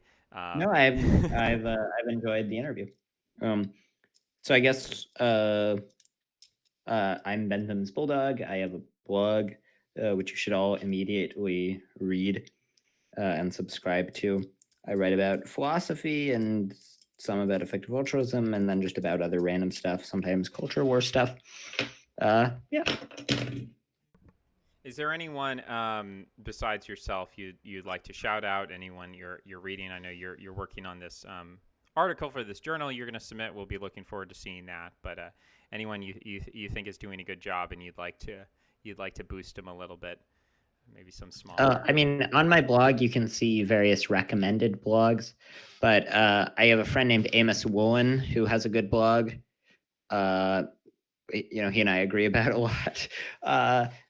Mike Humer at the blog Fake News, Fakenous, is good. Obviously, Scott Alexander is very good. Uh, um, I mean, yeah, there are a bunch of others. I mean, I guess one person who isn't on Substack but still has a blog is a guy named Aaron Wall who runs the blog Undivided Looking. He's incredibly like interesting and wise, and his blog is one of my favorites on the internet. So check that one out. Fantastic. Yeah, I agree. Amos Swollen, people should go subscribe to him. He's a funny guy. But yeah, I appreciate you taking a lot of time out of here. I am humbled by ideas that I thought made sense in my head, and then when I said them out loud, and you gave me your reaction, I was like, huh, yeah, I might need to do better. I might need to refine some of this stuff. So it was educational, but it was also motivational for me to be more structured in my thinking. So I appreciate that. Yeah, thanks for having me. Excellent. Okay, well, I hope we can speak again. Until then, Bentham's Bulldog, thanks for coming on. Yep, thanks. Have a good day. Bye. Take care. Bye-bye. All right, we did the interview. That was my most difficult interview because I'm not as good at philosophy as I'd like to be. I can talk about history of religion and mythology, culture, politics, empirical questions about economics and utilitarianism. I'm much more of like a symbolic thinker. I'm much more somebody who thinks about like what a policy means, how it will be interpreted, what it symbolizes, psychologically, the narrative. Like, okay, we're giving aid to Africa, so we're saving the world, and how does that relate to American identity, and like what what sort of aid should we provide? And so there's all these intangible kind of cultural, mythological, psychological, spiritual, religious considerations that are important to me that I don't think fit into effective altruism, because I think it is an empirical question. And my problem with empiricism and economics is I think that economists are pretty bad at predicting recessions. And obviously not all of them. Some of them get it right, but I think the majority of economists have consistently failed to predict recessions. So I'm inherently skeptical of them. Maybe that's not good. Maybe recessions, like, we have weathermen who can predict the weather, but we don't have economists who can predict recessions. Maybe it's harder. Maybe weather is easier to predict than economics. Maybe economists have a reason. Like, I guess my point is that any science should be reproducible, testable.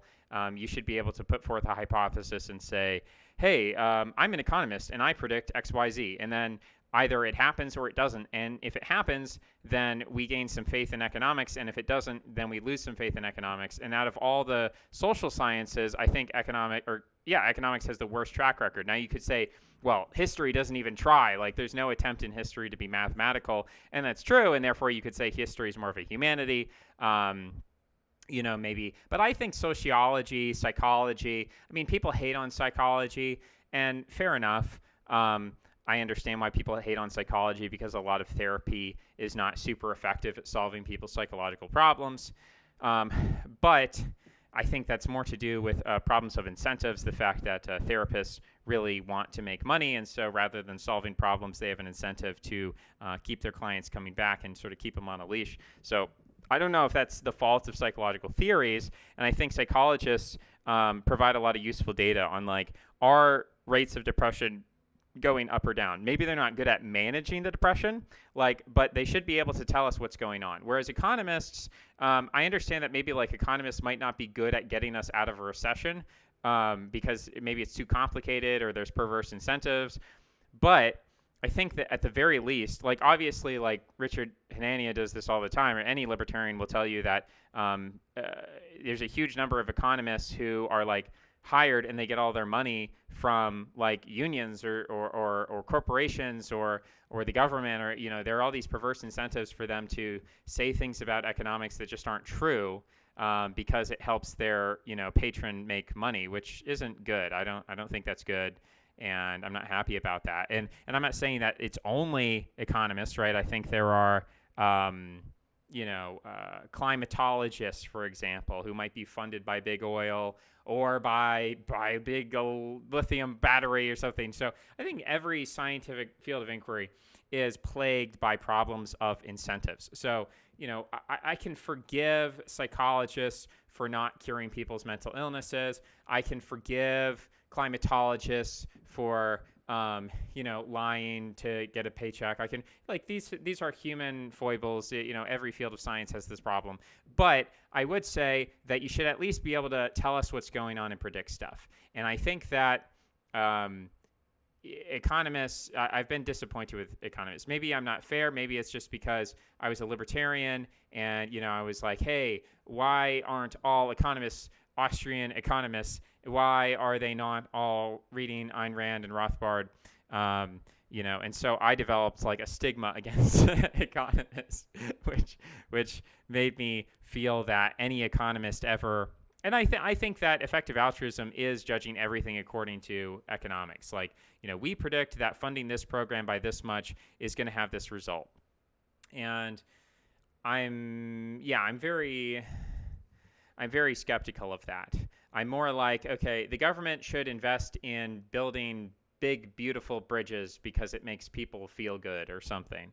I'm not, I guess I'm strawmanning my own views. I'm kind of presenting a hyperbolic version of my own views. Obviously, if I were forced to be in government, which no one should ever force me to be in government, I'd be a terrible government official. But if you would force me into a bureaucracy and say, okay, you're in charge, you have to make policy, you have to tell us what to do, what do we do? I would probably say okay, let's run a cost benefit analysis. Let's see how much this bridge will cost, and then let's see how quickly will it pay for itself. Maybe we'll put a toll on the bridge. And is that economics? Of course. So am I like an economics denialist? Do I believe that economics is like fundamentally hocus pocus and it's impossible to know anything quantitatively about economics?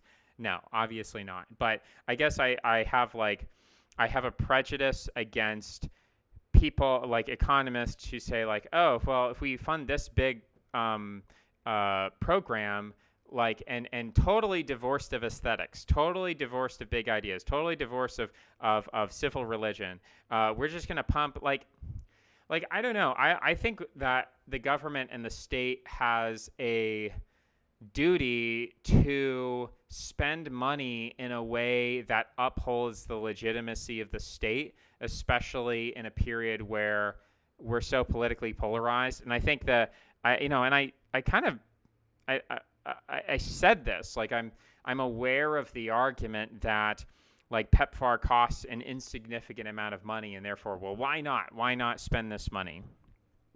And I truly don't know what PEPFAR is. I just said PEPFAR is some kind of foreign aid that we give to Africa, and I'm skeptical of foreign aid that we give to Africa because a lot of our foreign aid turns out really badly. I mean, this is apparently it's a government program that helps fight the HIV/AIDS epidemic started by George Bush. Um, Implementation, I just want to know, like, what are they doing? Are they sending doctors over the president's emergency plan for AIDS relief? Yeah, I'm not going to remember that. I probably should have researched this before. I think I was being a little bit annoying by asking him questions without really knowing. And I think the more I talked, I think honestly, I could induce some frustration because a lot of the times I would say, well, here's like my argument for God. And then, he would say, well, that's not a very convincing argument. And I'd be like, oh, that sucks. I just was hoping you would say, hey, great job, sport, pat you on the back or something. But that didn't happen. I felt a little bit intellectually diminutive. But I'm just trying to figure out, like, what exactly it does. Like, how does it... 90% of people with HIV diagnosed, 90% of them on ART, which I'm assuming is a form of therapy. Let's see if I can search. Nope, it doesn't tell us what that acronym is. Viral suppression of... So I'm guessing that it's providing HIV drugs to these countries so that people can take drugs so that they don't die. Yeah, I don't know. I think, he kind of said something where it was like, I'm skeptical of totalitarianism because when you say things like, and he was kind of saying that I was in favor of mass killing people or forced sterilized people, which I guess if that's what the CCP is doing, then maybe he's fairly, accusing me of promoting that. But I guess I was hoping that a one-child policy could, I don't know, be something like if you have less than, 2 children, then you get this like extra welfare benefit. And so people have an incentive to use condoms or have abortions. And it seems to me like probably the biggest disagreement, because I didn't really disagree with him on the God stuff. Like I thought we were going to agree on the God stuff, and then I just kind of like laid out some arguments. And there was a lot of things where I said like, yeah, I think there's this metaphysics, and that's an argument for God. And he was like, no, and then I think he brought up math, and I was like, oh yeah, that's a good point. Like math is evidence for God. And he's like, no, it's, math isn't evidence for anything. You really have to go to the mind. And when he said those things, I was like, okay, fair point. But I was a little bit embarrassed. I was a little bit embarrassed that I didn't make good arguments on things where I thought we would agree. And I think ultimately, like, we have the same conclusions, because when he was saying things, I wasn't like, oh, that's wrong. That's not a good argument for God. I was like, yeah, that's good. I should have said that. But I think this concept of natalism, of human lives are good in and of themselves, irrespective of their condition, and the ambiguity of saying, like, well, if there were 4 billion Chinese people with a GDP per capita of Botswana, I would have to take a look at, like, how long they would be in that state. And to me, that's just unacceptable morally. I can never imagine a situation where I would prefer 4 billion impoverished Chinese people over 1.2 billion, whatever it is, 1.4 billion, something like that. Chinese people who are much less impoverished. I can't wrap my head around that whatsoever. I don't understand it. And when you have moral principles or axioms like that, and I would have loved for him to try to justify that to me so I could maybe understand it. But when you have a moral axiom that says, like, more people, more good, and as far as the condition and the suffering of those people, like, we'll wait and see. If it's an extra 80 years, what's an extra 80 years? And it's like, how do you even calculate that? Everything's supposed to be empirical. Everything is supposed to be mathematical. But how do you calculate 80 years of suffering of 4 billion people, and then you justify that and you say, like, well, it's more human life, so it's good. It's like, no, I think actually getting as quickly as possible to the lowest amount of suffering and the greatest amount of wealth and the greatest amount of, technology, happiness, wisdom, intelligence, like, we should speed run that. We should do anything possible. And if that means everybody needs to have a moratorium on having babies for 10 years, or, we lower, the birth rate through one mechanism or another, then I think that's a good thing. So I don't know. And I think that for me, I guess maybe I'm a Nietzschean. Not really. I'm not really a Nietzschean because, I'm not jacked. All Nietzscheans are jacked, and I'm not jacked. I'm not obese, but I'm certainly not jacked. So I'm not a Nietzschean, but I was like, I think human life is valuable because of its qualities. I think human life is valuable because of its beauty. I think human life is valuable because of its dignity. And if you strip humans of their dignity, their wisdom, their beauty, and you just have them living in a favela, I don't think that's ever a good thing. I don't think the production of mere life is a good thing. And I don't believe that, I don't know. And I guess maybe I felt like I was, he's not a religious person, but that's kind of why I asked that question. Like, are you religious? Or what is your relationship with religion? Where do you derive your morality? And I wish I could have, like, reversed that. I wish I could have started with PEPFAR and then said, like, okay, you believe that every human life is valuable, no matter if they're poor or rich or whatever. How do you justify that? Is that just an axiom, or is there an explanation for that? Because I really would have loved to hear an explanation. Because I'm not convinced that, if we, and maybe I guess when I said maybe I'm a Nietzschean, now, and again, I don't like that. I'm not going to put myself in that little box. I'm not, like, offended if I read a Nietzsche quote and I'm like, oh, good quote. I'm not allergic to Nietzsche, but I'm not obsessed, and he doesn't compose I've never read his books. So I guess this is a point where, I call myself deep left because I think that the policies that I promote are aligned with the Democrat Party, and I think that historically speaking, the Protestant Reformation, the Calvinists, I'm on Team Calvinist, I'm on Team Freemason, I'm on Team French Revolution, I'm on, to an extent, I have some Bolshevik sympathies. I think generally,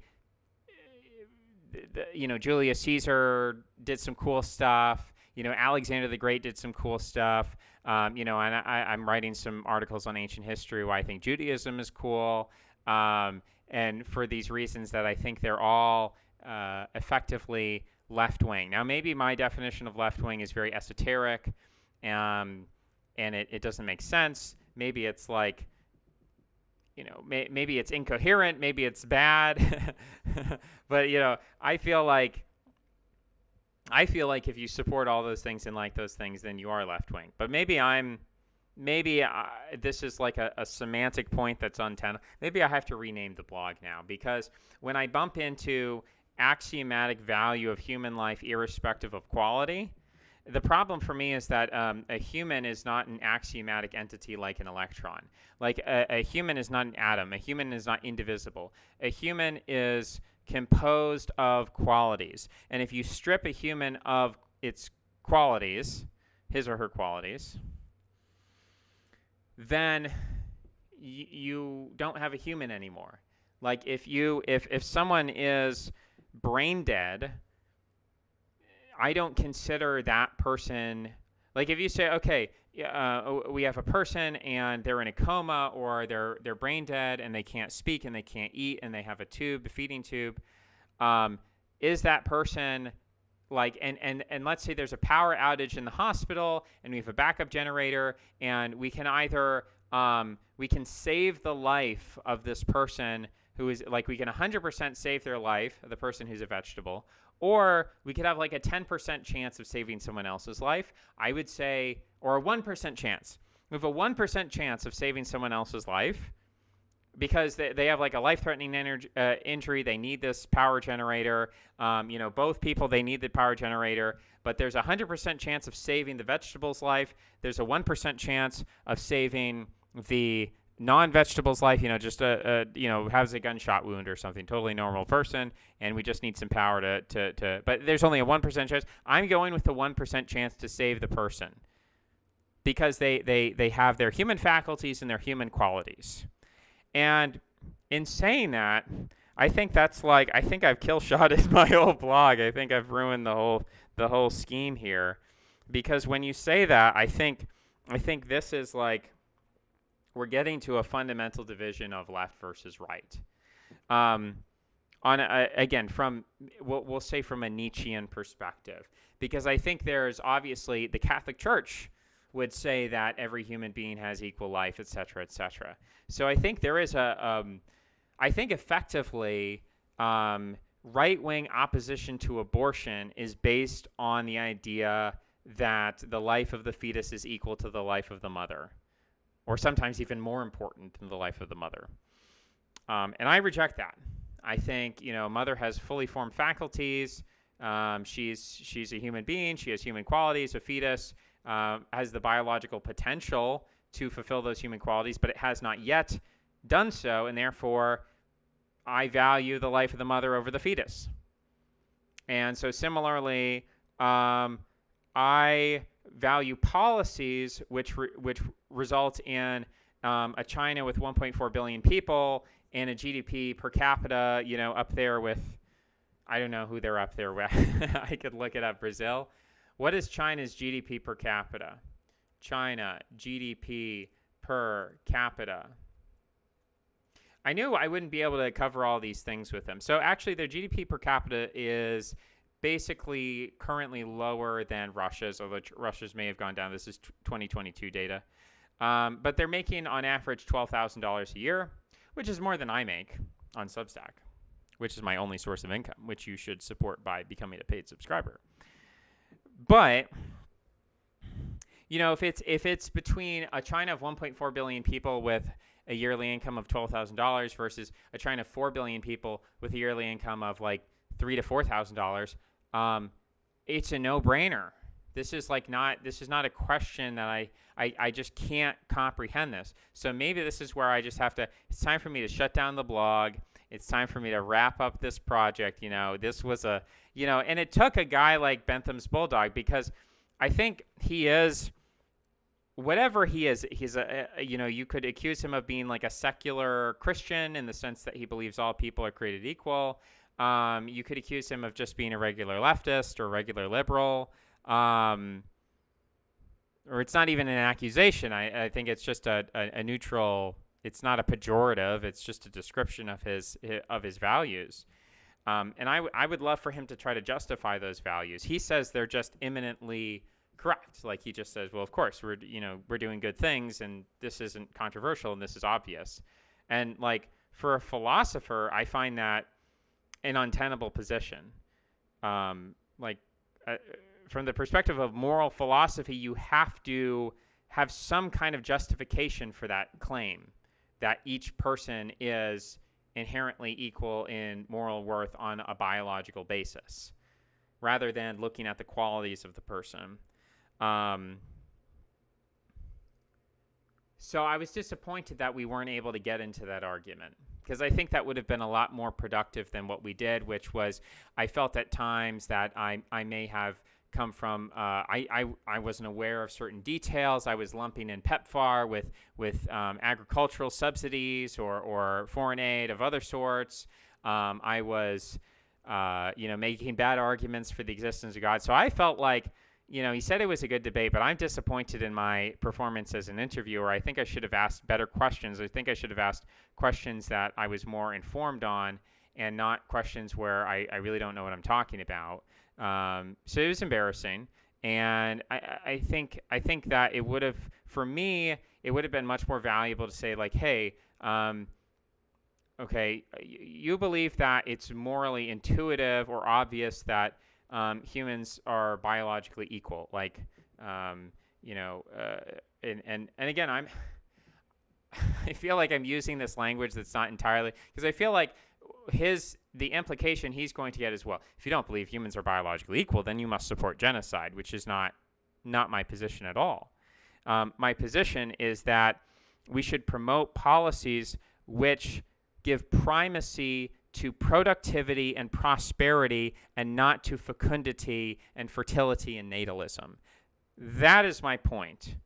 And that to me seems like a no-brainer. If we had 1,000 or 100,000 people on Earth, 1,000 people, if we had 1,000, Goethes and Mozarts and just like genius, 200 IQ people, like the smartest people, we could repopulate the Earth and make this place a paradise. And at the same time, there would be no more pollution, because we wouldn't have billions of people producing pollution. So it's just a no-brainer to me. Whereas if you say like, okay, well, we're going to have 1 trillion people, but they're all going to be poor, it's like, yeah, obviously that's evil. How could you ever support that? So I hope that I have the opportunity to ask him that question. I felt like either I asked too many bad questions that were distractions from what could have been a good question. And, I made an attempt. I don't think it obviously wasn't a successful attempt, but I tried to make an attempt to be like, where do you get, I should have been more specific and direct in my language, and just said like, why do you believe that all human life is equal, irrespective of quality?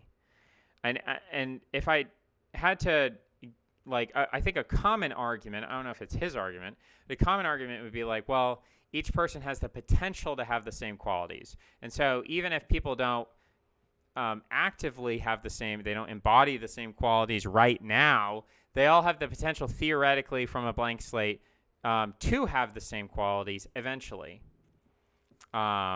theoretically. And to me, that like theoretical value doesn't have any bearing when we're just saying, would you rather have 4 billion poor Chinese or 1 billion middle-class Chinese? I mean, that to me is that's not a theoretical. That is a reality. Obviously, we don't have 4 billion poor Chinese, right? Or making $3,000 a year, but we have, and you can't really call them middle class. It's 12,000, whatever. They're a second world. They're still not a first world country. But like to me, I just have an inherent, I have an inherent rebellion, and that's something I guess I felt since I was a kid. And I tried to lead with saying, like, shouldn't we give more money to geniuses and less money to failing states? That's how I tried to, but again, I wasn't direct enough. I wasn't like maybe extreme enough to get the point across. Maybe I was tiptoeing around it because I didn't want to be accused of being a genocidal maniac, because I don't think I am. I don't think I am a genocidal maniac. I don't think. But I suppose if he opposes the one-child policy, he thinks like, oh, well, if you oppose 4 billion Chinese people making $3,000 a year, you are a genocidal maniac because you just killed, 2.5 billion Chinese people effectively by not allowing them to come in the world. Yeah, I don't understand that concept of a person comes into the world. This is inherently a good thing. No, not at all. A person coming into the world at best is an entirely neutral thing because you have no data or information on the life they're going to live. If they're going to live a really good life, it's a positive thing. If they're going to live a really bad life, it's a negative thing. I don't know why that's... I don't know. I mean, to me, that seems like it doesn't need any defense. But for him, the idea that any sort of birth under any sort of conditions is always good, which I don't think was actually his position. His position, again, I'm probably strawmanning his position. And I'm sorry. But I think his position is that it's okay to have people in poverty for a longer period of time if it results in more births, so long as they eventually become wealthy in the end. And like, I just don't know how you determine that time scale. For me, it's just like wealth, prosperity, good. Doesn't matter what the plan, like if you're telling me we could make China wealthier in 10 years versus we could make them wealthier in 11 years, but with more births, I'm just going to choose the shorter time span. I don't know. And maybe that's because I view overpopulation as linked with pollution. And I think pollution degrades our if we had this infinite planet with no pollution at all, maybe I would be more pro-natalist. But with pollution as it is, degrading our genetic code, causing cancer, destroying. I'm going to interview somebody about cancer. So, yeah, this was. I am disappointed with my performance. I feel like it was my first debate. Most interviews I do, I have disagreements with people. It's not like, it's like, here's my perspective, here's your perspective, live and let live. He was just like, these arguments are bad. And I was like, I'm sorry I'm making bad arguments. Damn. Yeah, this was my scariest interview. This was the final boss of interviews. Because I suspected that I would come away from this interview looking dumb, at least to myself. I don't know if you guys think I look dumb after this interview, but I feel dumb. Whereas I don't usually feel dumb. Even when I talk to people who are smarter than myself, I'm like, okay, well, at least I asked some okay questions and they answered it. And I'm just like, I feel like I wasted time with bad questions. And oh, well, I'm really sad, guys. You got to cheer me up in the comments. You got to say, it's okay. You're okay. You did okay.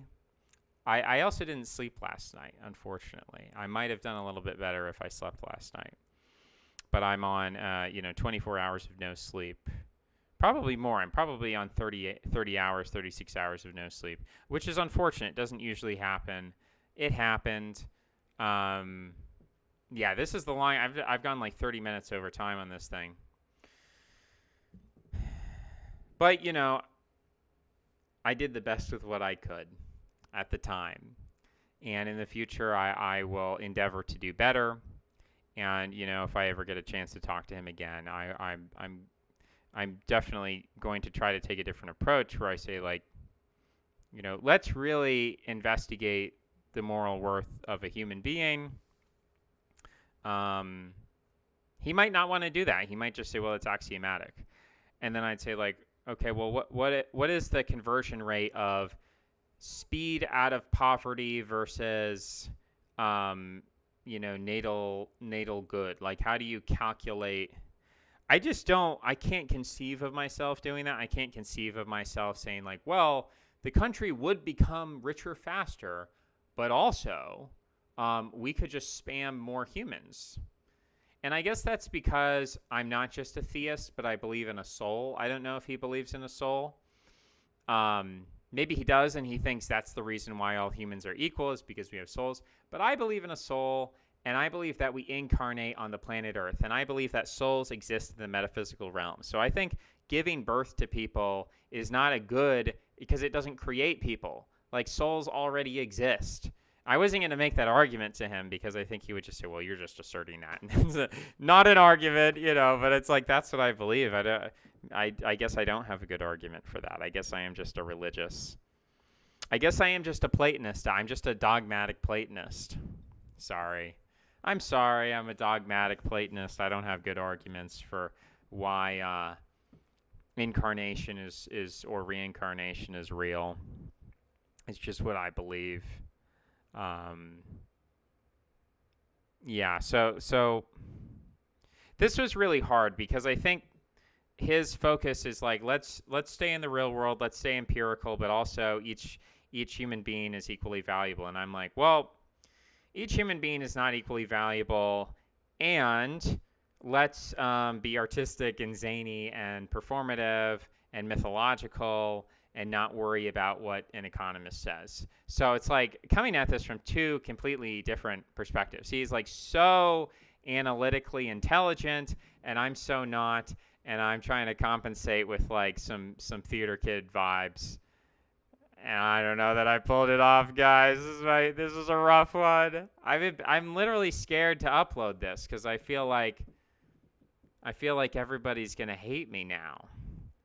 But I love you guys. I love Bentham's Bulldog. He's a good guy. Yeah, I don't understand everything he says. I don't agree with everything he says, but I think he comes from a good place. And he's intelligent. We need intelligent people who come from a good place. And maybe like he'll set me straight and he'll teach me why, it's good that we have a natalist policy as opposed to like a maximalist economic policy, which, I think there are things other than economics that could be considered. Like, for instance, like military spending might depress overall GDP growth, but, military spending is necessary for a state. So, I don't think you can conceive of things outside of the economy as good, but I just don't think natalism is one of those things in itself. I'm not a strict anti-natalist. I'm not saying that no one should ever have kids ever because life is suffering and it sucks and we should extinguish the human race. That's strict anti-natalism. I don't believe in that. But I guess I'm soft. I'm a soft anti-natalist. I hope I'm passing. I hope I can still pass as left wing with my soft antinatalism. I thought that was a left-wing value, but I don't know. I don't know what's happening. I don't even think he really is like too concerned about whether he's left or right. I think he just has these positions, and if they tribalistically fit in with Republicans or Democrats, it's like he's voting for Kamala Harris, but like theoretically he could support obviously he supports PEPFAR, and PEPFAR came from the Republicans from George Bush, so I don't know, guys. I've gone on long enough. We got to end this, folks. All right. Thanks for tuning in. Please do, if you did like it, despite my pity party over here, if you did like it, you do have to. You are obligated. You are morally, axiomatically obligated. It is a moral good that you like, that you comment, that you restack, and that you share it on Twitter. It's what you got to do, and it's just obvious, and there's no it's just an obvious moral good that really is not controversial, and no one would disagree with it. So anyways, guys, lots more content, hopefully better content. Honestly, wasn't my finest hour, but I do have content coming that I'm more proud of, and I hope you guys enjoy it. Until then, take care. Bye-bye.